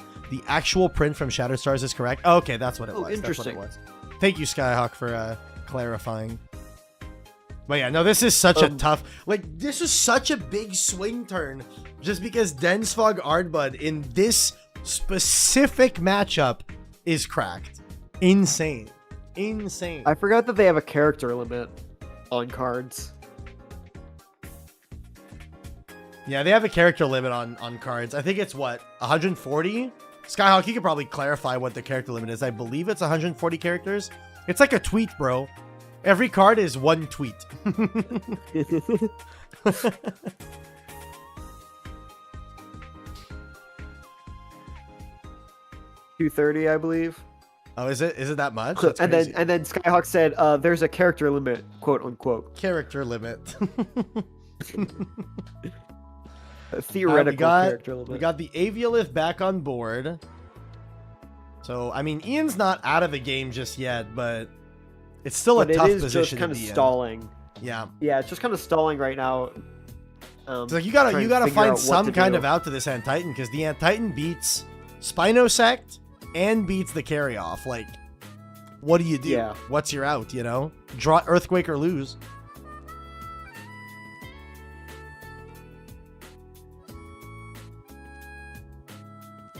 It's been stretched before. The longest cards are Scavicol, Champ of Hephaestus, and Aviolith, Champ of Hermes. That's about as long as we've gone.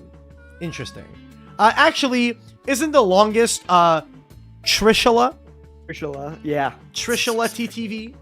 I believe Trishula is pretty long in terms of text. Trish doesn't count. Hey, when I designed my card, y'all had me comply to the character limit, okay? That's so annoying. Hell yeah, dude. Hell yeah. I actually think my artifact is definitely over for sure. My artifact has 5 whole ass lines of text, man. It's a Yu-Gi-Oh card. I have it right here in front of me, by the way. Bing, if you guys want to pick it up, I am moving my artifact, the Distant Codec. Hit me up on Discord if you want one. Pog. You want to give me one? Maybe. Maybe. Oh, no, maybe. Trish is quite long is my new favorite coder quote. Yo, I roomed with him in Vegas, man. I know things y'all don't know, bro. I know things y'all don't know.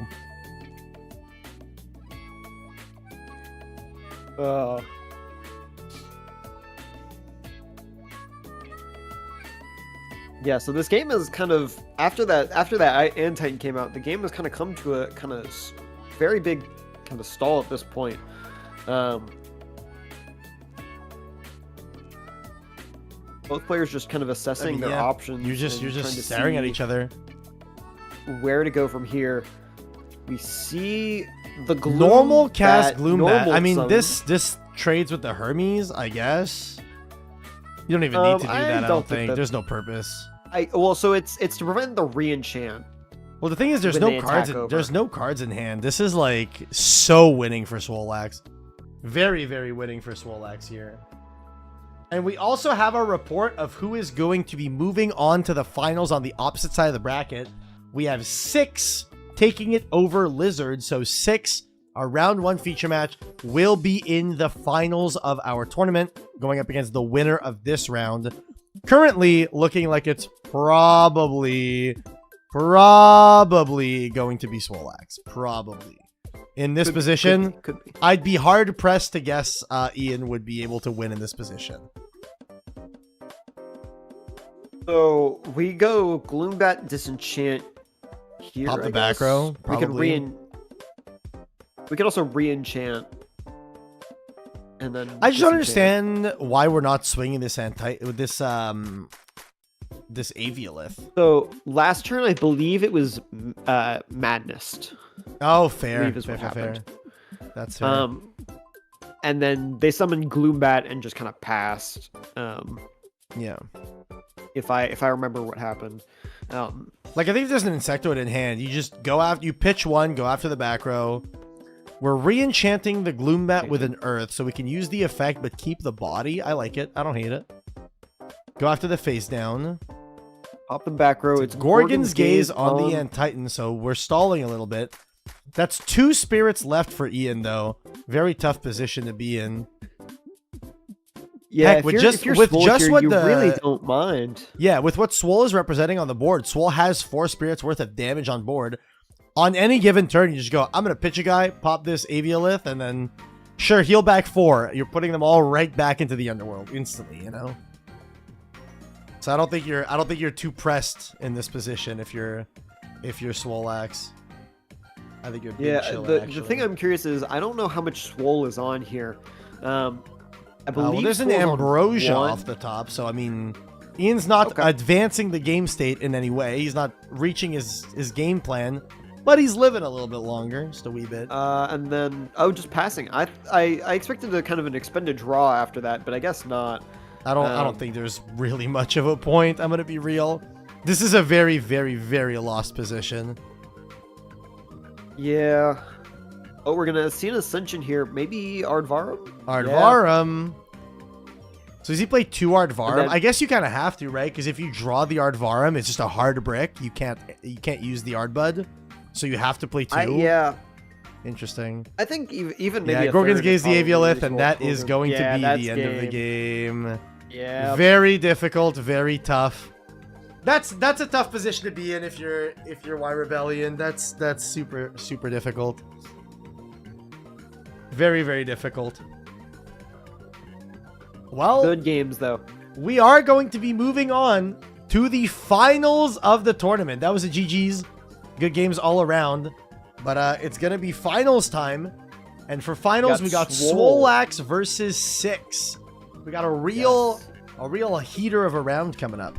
So we're going to have Swolax and Titan versus Morfrost. Yeah, Swolax on and Titan versus Morfrost on 6's side. And the winner, both of these players are going to be, they're basically one game away from walking away with this lovely Stellar Arcalith. God, yes, man, the Stellar Arcalith. Very, very pog. We like that. Big fan of the Stellar Arcalith. It's a very cool card. I kind of like the full art more, but both are really cool. So here's the thing about this very specific Stellar Arcalith, chat. Y'all know I like took a break, didn't play for like 5 months, and then came back and entered a tournament, and I was like, I'll just play regular ass Thunder. It was the last tournament of Firestorm. Went undefeated in Swiss. I think I lost out in top 4. I entered with a deck that was all commons, but I didn't own a non-foil. I don't even know if there is a non-foil Arcalith. So I was like, well, this is the only card in the deck that has to be foil, so I'll just play the Stellar. This was that one. I played with this Arcalith for that tournament. So yeah, very cool. All right, so I'm gonna give 6. I mean, 6 is probably in the chat. 6, if you want to hop into any VC, I will drag you over. Swolax, don't go anywhere. We're bringing 6 in because it's gonna be you versus 6, and yeah, it's gonna be you versus 6 in the finals. Ian, a tough matchup, bro. Very difficult. Yeah. Anyways,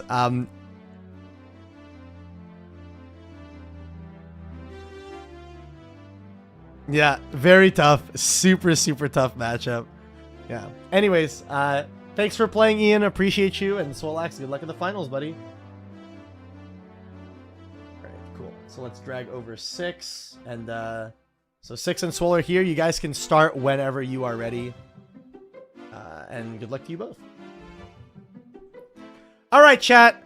Who you got in this finals? You got Swolax or 6? Who y'all got? I need to see when 6 turns his camera on. This is gonna be a tough one. I generally don't know who might be favored in I think the matchup. Morfrost deck is probably favored. I mean, because the thing is, right? So the Morfrost deck, again, like we were saying in the first round, goes wide. The Ant-Titan deck also goes tall. It also goes very tall. Like, Ant-Titan's a big guy. It doesn't swarm the board. But I think Dense Fog is just like a really good card against Morfrost as a whole, you know? Yeah. So I can see it going one of both ways, right? If they're able to Dense Fog go into the whole Ant-Titan line, it could go very quickly in Swolax's favor, right? It's not a deck that necessarily goes wide, but it can with those Specteris. Yeah. On the other hand, if you are summoning out double Chimera form, discarding and drawing and summoning back, it can be very difficult to come back from that position. If you're not able to set up, any sort of bug on your field, it can be very bad. And it can also be bad if you're going very low on 6's side. You've got Hopperoos that can just kind of get in. All right, we got a die roll here. What the fuck are these dice Swole is using? Chat, PSA, if you're using dice for literally anything, please roll dice that your opponent can fucking read, man. What are we talking about? All right, finals of the very first Stellar tournament in the pit. Chat, remember, if you guys want to partake in these tournaments, join the pit. The server is linked at the top of chat. It's pinned up there. We're going to be seeing a mulligan from both. Is that a double mulligan? Yeah. All right, both players mulliganing. Not a fan of their hands. I don't know who won the die roll, but I mean, I guess we're going to figure it out soon enough. Yeah, we'll find out. Yeah, I mean, mulliganing from both players, I don't think that's bad. Both decks kind of want to see specific cards, right? You want to see Lichen Form, or some other starter from the Morphrost player. You want to see maybe like a Cynectar or an Ardbud or one of those cards from Swolax. So, you know, it becomes one of those things. If you are drawing a hand that's not seeing those, you might just want a mulligan. Are we double mulling on 6's side? Ooh. How bad are these hands? That is a horrible, horrible opener. That's difficult. Very hard if you're 6. It's one of those things that you gotta wonder how many cards they must be bricking on, right? If are they seeing just a lot of maybe Cryoverns or Cryoscorch? Cryoverns, right? Cryoscorch, Bat Form, even like Bat Form, not a good card to be opening. You really want to just see the Lichen Form. But I think with this deck, I don't know what your philosophy is on mulligans. My philosophy on mulligans has always been, if my opening hand is not an 8 out of 10 or better, I need it to be an 8 out of 10 or better, otherwise I mull. Then my second hand, if it's not a 7 out of 10, I mull again. And then the third hand, if it's not a 6 out of 10, I mull it again. And then whatever I get after that, I keep, you know? Toxicity searching the dense fog. I get that. Interesting. Toxicity is a very, very strong card here. If you what else does it do? Played around with it. It's just search dense fog? Does it do anything else relevant? Suppressed Elestrals get -2/-2. Oh, that's actually super relevant. It is very relevant. It's been very good this format if you're playing certain decks, right? Certain lunar builds. If you've got like the Artemis's PTA, right? You can just shrink something really quickly. Yeah, it sinks it really far. Yeah.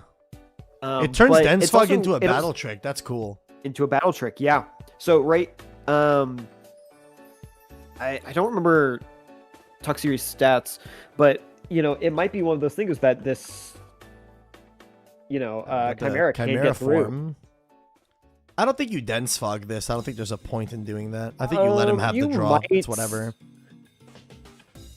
It stops from flooding the field. So Toxicity is a 2/4, so this would prevent walking over it, I guess. Yeah. But they are going to let the draw go through here. They're pitching another Chimera.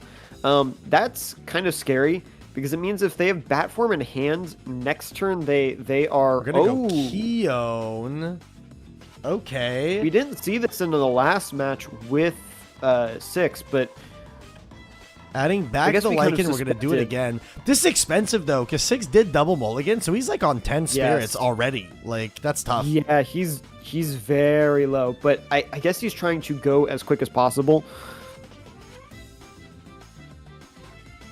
I think this Toxicity card's really cool, actually. The more I think about it, the more this card feels like it has interesting application. Yeah, I think like Dense Fog and Artemis Arrow being battle tricks to some extent is really nice. I also think it works very well in specifically this Ardbud list, right? You Dense Fog, you can summon out Spec, summon out Ardbud, you could kill the Toxicity, right? There's so many things that you can do because you're playing a thing that searches Dense Fog that's also a bug. The madness. We're going to daze. We're going to see some madness here. We're going to daze. So we are going to protect it. I have a question. I have a question. I have a question. No one can answer my question, but I have a question. Why the fuck does madness not target? Can someone explain? Can anyone explain this to me? I need someone to explain this to me. Please, explain. Because they hate me, and they hate me playing whiteout. We're going to see Arcalith here get hit with the Gorgons. The gays on my side, bro. The gays are on 6's side.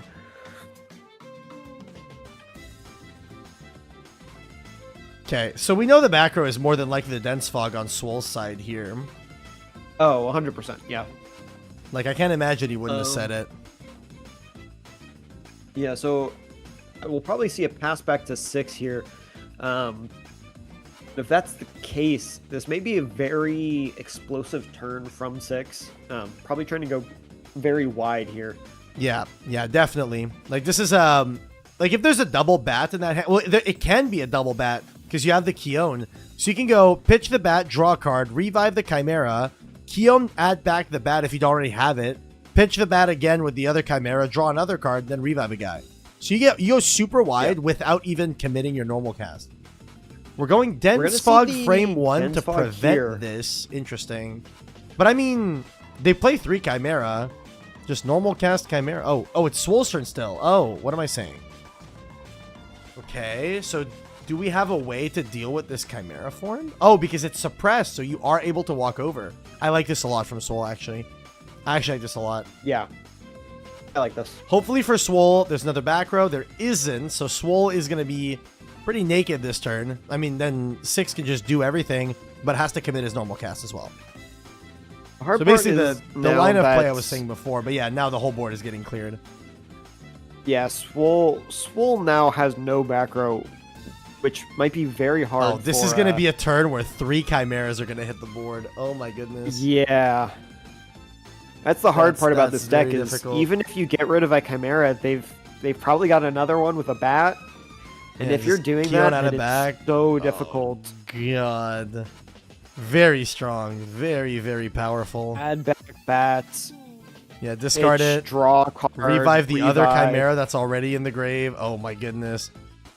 Me when I Pendulum Summon, bro. I activate Soul Charge. I activate Soul Charge, and you've gone up in card advantage. Like or I guess neutral even.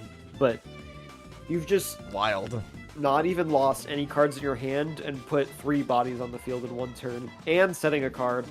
Not surprising when you draw 3 cards.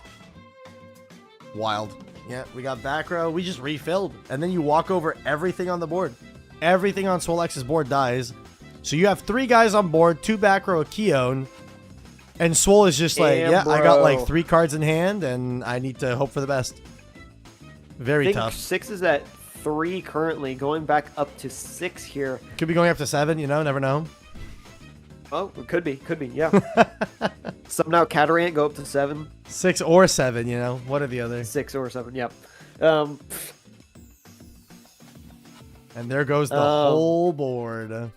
Whole field gone. That's this super is tough. Very hard for Swolax now. Staring down 3 Chimera is so difficult. You need an Antitan combo now. Stat. Which I don't even know if there is one, right? Hopperoo does not do it. That's a good start, but this doesn't do probably much, not going to be it? enough. This doesn't do much. The hard part is that next turn, let's say 6 drops Cryoling, which is not unreasonable. Yeah, that's just dead, right? It's just, yeah, you're like turbo dead. Grabbing another Hopperoo. I think this is a scoop it up moment. I think you're going game 2. Yeah. This is really rough. Yeah, this is difficult for Swole. Very difficult. Now, 6 played this well. Took it nice and slow at first. The double mulligan was tough, but I mean, he got there. Sometimes you need to go for the double mulligan. And no, I'll be so real. Like this, I've accepted that in this game, you are better off mulling twice to hope for a good hand than play an okay hand. Genuinely. Okay hands just aren't good enough most of the time. That is the main thing that I learned at Kissimmee. If you go back and watch that game 3 against Evo Vamp that I had, my hand was not good. I had already mulled once, and I got nervous. I was like, I don't think I can mull again, and I think that is what. Yeah, I think you can. I think you can always mull. Like genuinely, I would even quadruple mull if it meant that I got a good hand. Yeah. No, it's definitely something that you have to learn in this game. Managing your resources is very, very important. We're going to see an Ascension here. Obviously, that Lycan was brought back off of a bat. That's a Water Spirit. This is going to be the Cryoburn, right? Have we even seen Cryoling from 6? I don't even know if he's on it. We haven't seen a single Cryoling. But we're going to see 4 spirits worth of damage here and 4 back row.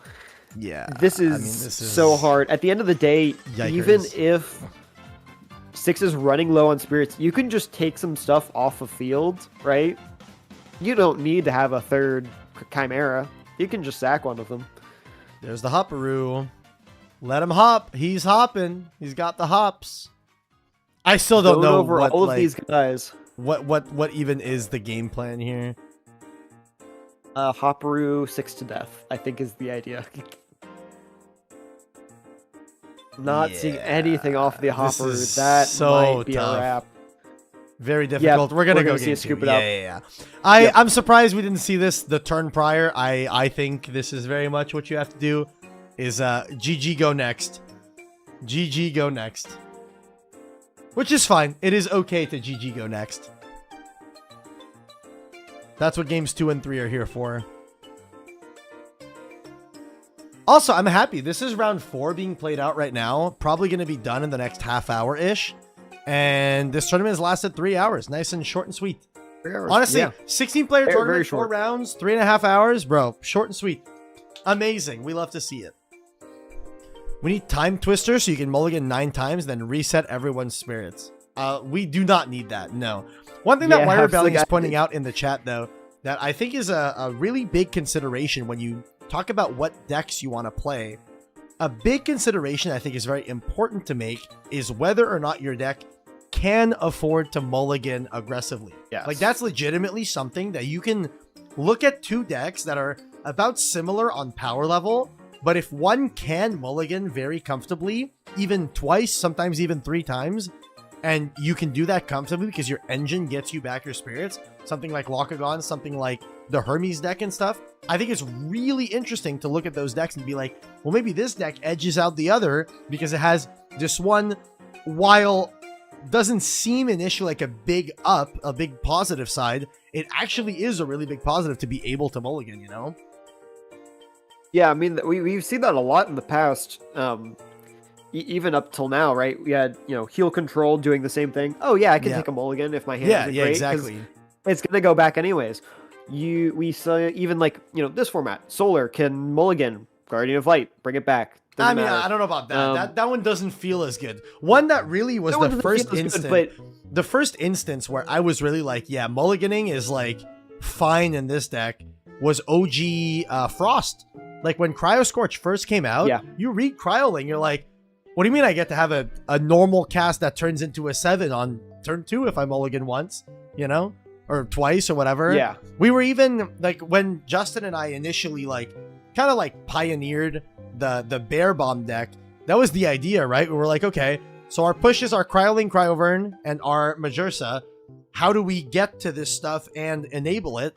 Well, we need Spirits Engraved for the Ursicle, for the Hibernation and stuff like that. We need Spirits for the Cryoling. Just play Nog. Fuck it. Why not? Play Nog, And then we did, and it worked. It worked nice, So stuff like that. Just being able to play so nicely with the spirits in your underworld feels really good. Yeah, it gives a lot of depth to the game that I think is very, very much appreciated. Yeah. 100%. Not just managing the resources that are in the spirit deck, but managing the ones that you have already spent as well. And here we are game 2, neither player gonna mull. Swolax going for the Cyan Nectar normal cast. How do you feel about PTA into Morfrost now? Do you feel like it's nice because it drops their Chimera from a 5 to a 3, making it so it doesn't threaten your Cyan Nectar? He's going for the Artemis era, which is interesting. And probably foretells maybe an Ardbud in the hand. More than likely, and maybe the back row is both PTA, right? Perhaps, yeah. Into Morfrost, it feels all right. The problem is that there's so much recursion. There's so much recursion in the deck that even removal against Morfrost just feels kind of like a Sisyphusian task, right? You're like, oh, I'll remove it, and then they go, Kione, grab back. What a pitch way to bat, put that, a Sisyphusian task. Holy. It is. As soon as you get rid of anything, they're like, okay. Anyways, Enfrostix, bring it back. Pitch bat, bring it back. It's like, okay, well, that didn't do anything, actually. Yeah. Are we using 2? Is this a Keone moment? 3? Keone, I think it 100%. Is a 3, it's Keone. 3 Spirit Keone. It's not Rise from the Ashes. That it is not, guaranteed. And so I assume this is just an add back Lycan, expend the Lycan with the Spirit. Yes. Grabbing the Scorpio this time. Yeah, surely grabs a Probably Scorpio and a maybe second another Chimera has to be, right? No world it's not. Yeah, I mean, you've already got the bat in hand, so you can keep pitching the bat over and over with the Kione. So, yeah, grabbing Chimera Scorpio here, not too bad. Obviously, able to kind of clear that field if you need to. If that is a PTA in the back row, which I assume it will be. Oh, but instead we're going to cast Brumalinks here. Interesting. I mean, I've learned over the years of playing Elestrals, I've developed this opinion about stadium rooms. And we're not even getting the stadium room, so my opinion doesn't matter. But I think that if you have a stadium and your opponent does not, you are in the driver's seat for the entirety of the game. I'm talking specifically, if you play one and your opponent does not play one in their deck, you are in the driver's seat. The moment you see that stadium rune, it's really fucking hard for the opponent to like crawl back after that. And that really shows kind of the power of Brumalinks. Yeah, Brum is especially a crazy good card. So good. Especially now with the addition of Whiteout, right? Yeah. And maybe that's even the plan here, right? As soon you summon Brumalinks, like, oh, if I grab the stadium, I can walk over the Synectar. If they hit with me with PTA, I can search the Whiteout instead. And now my next turn play is good, and I don't need to worry about the stadium. Werepup coming down. This searches MST. Lunar Phase Mystical Space Typhoon is what I like to call this one. Dude, Big fan of that one. Card's really good. It's very, very, very powerful. Especially, I've seen a lot of Lunar builds around this format, and I think this Antitan build is probably a little bit better. But turn 1 Toxiri, turn 2 Werepup is so good. If you can keep that Toxiri sticking around. Yeah. And it's the shield. It never resolves. It never resolves. No, why would it? Why would it? And now we are about to see what is probably one of my top 3 favorite Elestrals, like a Void, enters the fray. I love this card. Yeah, crazy good card. Such a good card. This is old like a Void. Some that's the best like a Void. There's only one like a Void, bro. No other like a Void. What are we talking about? Okay, so I agree. In this deck, there are utilities with the dense fog and stuff like that. You can do some cool shit with it for sure. Especially considering, the new one is obviously it's probably better here because of the back row. This one is, but the other one is a 6/5, right? So you're playing into Frost and you're seeing a 6/5. You might just do it just to not get cryoblasted. That really is like a strong consideration there. Yeah, the stat line can matter. If you got the dense fog as well, you can also just swarm the entire field at the same time. But sometimes you just want a 6/5. No, I can see it. I can definitely see it. I think there's maybe a merit. There might be merit to playing like a very heavy lunar deck that does play the Toxiri with the dense fogs and both like avoids and stuff. That might be a little underexplored. Sounds like it'd be interesting. Me and my testing group has explored it quite a bit. And I know a lot of other people have it as well. It's fine.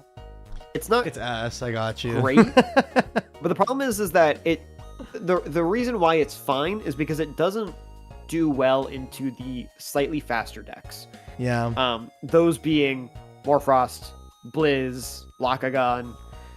It just doesn't do enough into those decks unless you've got a good hand. Unless you've got like a really good hand. Get you. Which is unfortunate because it is really cool. If the power level of some of these decks were a little bit lower, it would actually be a very viable deck, I think. Fair. But it just kind of gets edged out, unfortunately, by a lot of these. Right, so we got 2 more Frost on board, 3 back row. Swole has the Artemis arrow still. I don't believe he's used it. Oh, Nobby! Okay, Nobby eats the Morfrost deck alive, bro. Holy.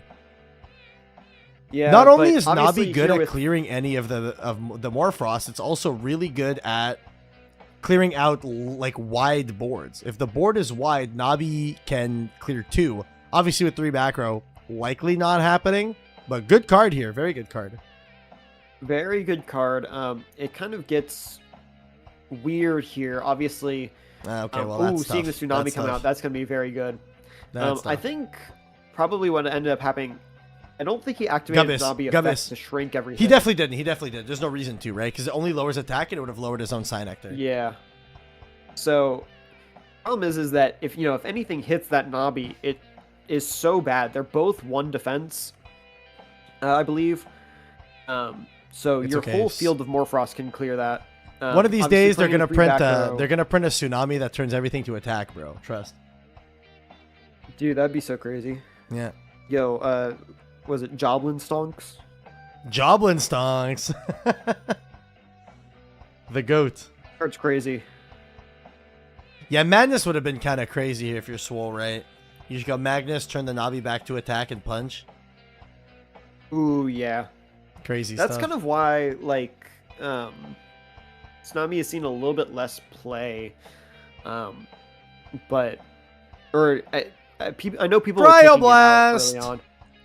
Seeing the Cryoblast, it's going to probably take out the Nabi if I had to guess. Yeah, that's super tough if yeah. you're Soul.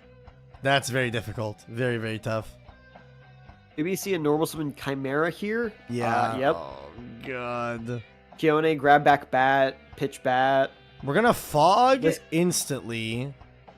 This doesn't I protect your get Sign it. Nectar. That means there's another back row back there that can help you live through this. Tsunami, maybe? The Synectar is dying regardless.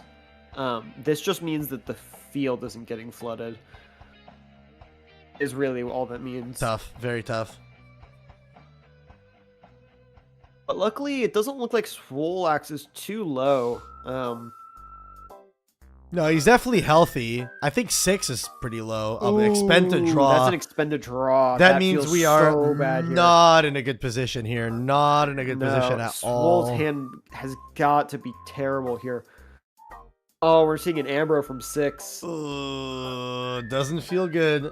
Doesn't feel good. No, it's not the position you want to be in if you're Swole. Gosh, that's tough. Super tough.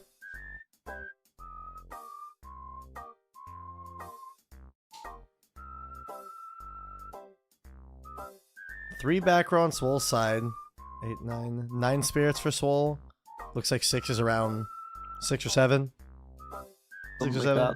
Something like that. You know. There's another Somehow Chimera. Chimera form here. This is tough. This is where Swole activates Torrential Tribute, I think.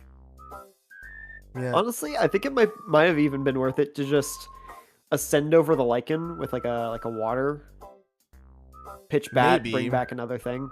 Oh, yeah. Actually, that would have been fine. Same thing, but you get a guy with a water on board. Results in Yeah. the same thing. You get an extra spirit on board, too. That's what I've loved about Frost is there's a lot of like cool ascension stuff that you can do to keep playing, especially if you're playing with like the Iwoolly stuff.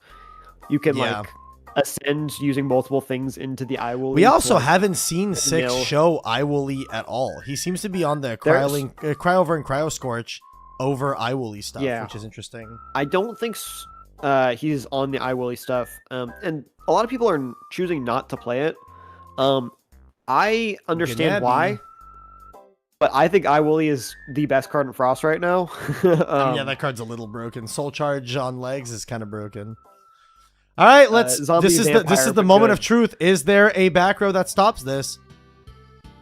Apparently not. Nope. Nabi effect. Ascend to Doppelgator.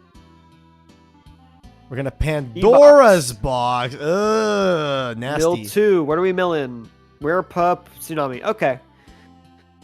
Interesting. Well, that means Those are that honestly- 6's back row isn't crazy. But again, 6 gets to flood the board again. Just discard the bat that he added, right? He has it back in hand. Discard the Yep. bat, gets the Bring back the Chimera Chimera. back, draw a card. Very strong. I mean, very, very difficult.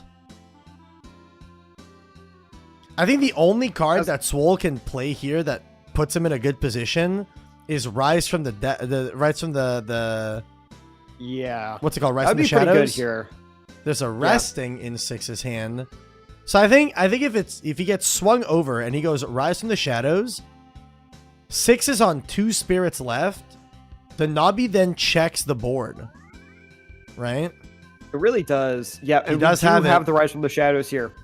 So here Nabi will sync everything on 6's board, and we assume that the back row that 6 has there isn't a battle trick of sorts. Like, it probably isn't. It probably isn't. And Swole has typically 2 they don't spirits. play a whole lot in this deck. I think Swole can win the game. He can go for the Hail Mary, re-enchant this Nabi for game. That might be the play. Really just depends. Like, that loses to the back row being Shield Tsunami. Unless he re-enchants with Water, if he has it. If he has re-enchant with Water, this only loses to Shield. There it is with Water. This only loses to Shield. I mean, I suppose. Swinging over, 1 damage dealt. I think we're going to go to a game 3. Ascend into Doppelganger. I think so as well. Ascend into the Doppelganger, swing over. We're going to see a game 3. Oh my god. That was crazy. That's Swolax on the back foot the entire match. That entire game on the back foot. Oh, yeah, it was probably the whiteout that we know. Yeah, we knew it was searched ages ago. Crazy. Yeah, now that one, I thought 6 was in the driver's seat that entire game. Swolax edging out the win. That's crazy. Yeah, I love whiteout, but there are some games where you're like, oh yeah, they don't target anything. Yeah, it doesn't do anything, right? Yeah, it just sits there the whole game. It just beats Gorgon's Gaze exactly. That's about it. That's all it beats. Holy, that was a good game. Very, very well played from both players. And we're gonna see a final game, chat. Final match, final game, final round. Who y'all got, chat? Who y'all got? Y'all got Ant Titan or y'all got Morphrost? You tell me, chat. You tell me. This has been a great tournament. It's been fantastic. There's been a lot of really cool games. And chat, if you guys also want to partake in these tournaments, you can by clicking on the link at the top of chat. You can join the server, the pit. Enter the pit. You know you want to enter the pit. The pit. The pit. The pit. Hell yeah. Yeah, we have a lot of fun there. We're going to get all of these tournaments back online. So come join. I mean, hey, I've been saying it since the day I made the server. I am down to run tournaments consistently as long as there are players. Like, the only thing that I'm just like was frustrated by is we were running these tournaments and people weren't signing up, and it's like, okay, well, what are we doing here? This is difficult, all this stuff, you know. But if we're able to fire tournaments consistently, I can genuinely run weeklies. I can run weeklies with really dope pricing, you know what I mean? But at the end of the day, it's very dependent on the player base wanting to take part. You know what I mean? So, yeah, no, I completely get it. I'm excited to see some more of these tournaments. My cat, chat, you guys don't understand. My cat is, I would show you right now. My chair is right here. She is just laying on my chair, falling asleep. She has never done this ever. This is the first time. She's just cozy. Yeah, she's cozy wozy up in here. My chair is comfy. It's comfy, isn't it? Just don't put your nails in it.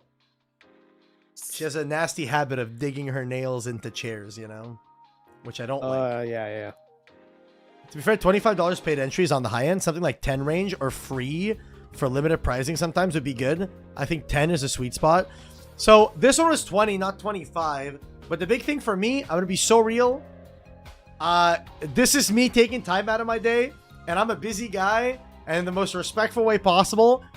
My time, I value it at, you know, a certain amount, you know, I value my time highly, and therefore I'm going to be taking time out of my day to do this. The tournaments have to yield some amount of funds, you know what I mean? So that's just the way that I look at it. I have no interest in running free tournaments. I have no interest in running like what's it called, like a $5 weekly or whatever. I personally, that's not why I made the server, and that's not the philosophy behind why I made the server, but I respect it. Yeah. And there's the weekly casuals that Elestrals does, which is really cool, you know what I mean? I think that's super cool for the people that want that style of tournament. I want high stakes, high reward, high like level of gameplay. We're gonna see a Pandora's box on the Ardbud, milling out one of the Spectaris from Swole's decks. Interesting. That's the other thing, guys, is Coder's not just going to be the only one hosting tournaments. We could have me or Josh or Dymax hosting legitimately, tournaments. If someone does want to run a weekly in the server, hit me up, bro. If people want to run a weekly in the server, like a free weekly, by all means, bro. If people want to use the server, that's what the server is there for. I personally won't, because that's a lot of time investment for me, and it's time I'm not willing to put into it. But if someone else is, hey, the server's there, bro. Hit me up. I'm down. The more the merrier in the server, bro. How do you feel about Pandora's Box right now? Do you think it's a nice side deck card? You think it's like dope? I think it's okay. Well, so you're probably asking the wrong person. I've been playing Pandora's Box for about a year now in my side. Interesting. Mostly because it probably was not good for most of that time, but I think it's really, really good right now. I think it started to be good as of the Bear Bomb deck. That deck really was like, you have to play Pandora's. Yeah, so kind of end of Firestorm format into now. There's just a lot of decks that want to search something. Mm-hmm. And you just can stop that very easily. And a mill too. You're possibly getting rid of some good cards. PK in the chat agreeing with me. See, no, we don't agree with Kier here. We do not agree with Kier. Yes, we do. Yeah, I'm Big Brain. Who got second to Kissimmee? That's right. I didn't play. I won Kissimmee, bro. Undefeated. Dymax also won Dallas. It was really close. Dymax won Dallas, yeah. By a lot too, yeah.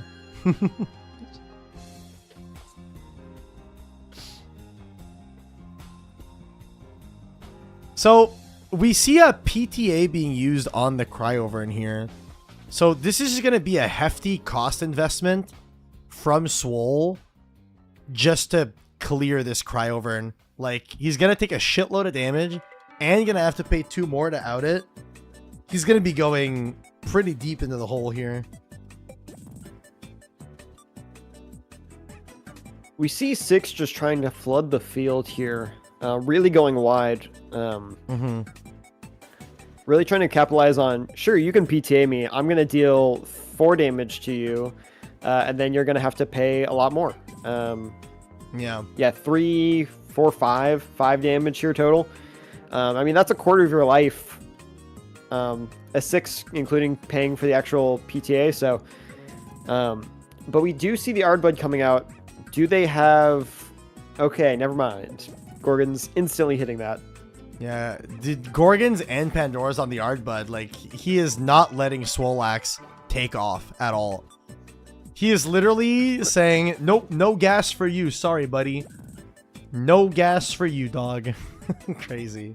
Yeah, I mean, that's the hardest part about playing against Frost, is not when they go wide, but when they go wide and have back row.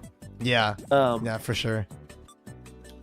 You know, if they're able to set up a wide board that you have to clear multiple things on, and they've got, 2 Gorgon's Gaze in the back row, what are you going to do, right? Like, you really have to have, like, the very specific hand in order to actually be able to play. And we can kind of see that a lot in this game so far. We see that Chimera pitching another Chimera. Chimera. There's the Cryoling. We finally see it, man. Haven't seen Cryoling this entire time. That's crazy. After like 6 games that we've watched of 6, we're finally seeing this Cryoling come out. Think about what to enchant with it here. Going for water. I think that's safe. I think that's the safe way to go.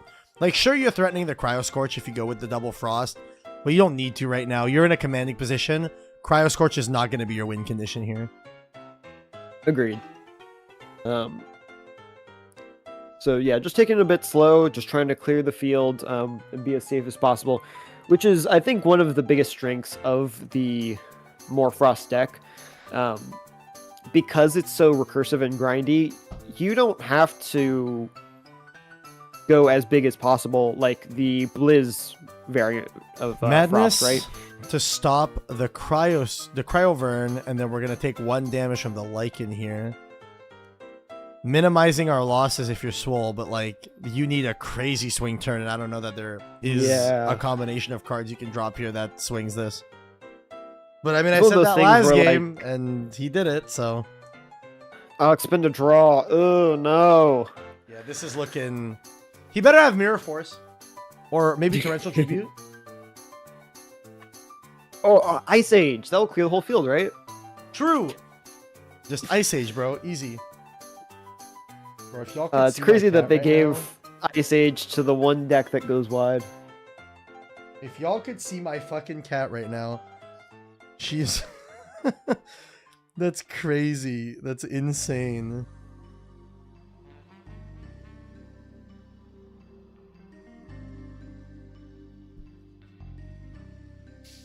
All right, well, I'm gonna be real. I looked away. I looked back. The board is fucking full as hell. Tsunami, so we're taking 2 damage off this Tsunami. Cryoverin still. I mean, once again, it I think answers a this lot is of things, but it also over. feels think bad. it's You know, like sometimes you're playing these cards that you're like, they're fine, but I wish they were any other Expend card to that draw actually again, gave the and advantage. that is the Oh, end of the game. Dude, that hand no is guys. so bad. Guys, where? Where are the guys, man? No guys. That's Would you rather tough. have infinite guys and no runes, or no runes and no guys? All runes, no guys. Feels bad, man. And there you have it, ladies and gentlemen. We have our winner. Our winner is going to be 6. Give us a clappy clap in the chat. Big clappy clap in the chat. Congrats to 6 for winning the tournament. Taking home this Stellar Arcalith. One more time, I will remind you guys, if you guys want to participate in tournaments, try to win some cool cards like this, join the link, the server that is linked at the top of the chat, the Pit server, where we're going to be running way more tournaments. This tournament was a resounding success, honestly. Very, very successful tournament. 16 players entered, 1 stepped out of the pit, everyone else died. They're dead, for real. This is not a joke. This is a joke. But yeah, so very cool tournament. It was a fun time. If you played in the tournament, let me know in the server whether or not you enjoyed, if there's things you wish were different and stuff like that. The only criticism I don't want to hear is, Coder, we wish it was not single elim. I'm only running single elimination tournaments, okay?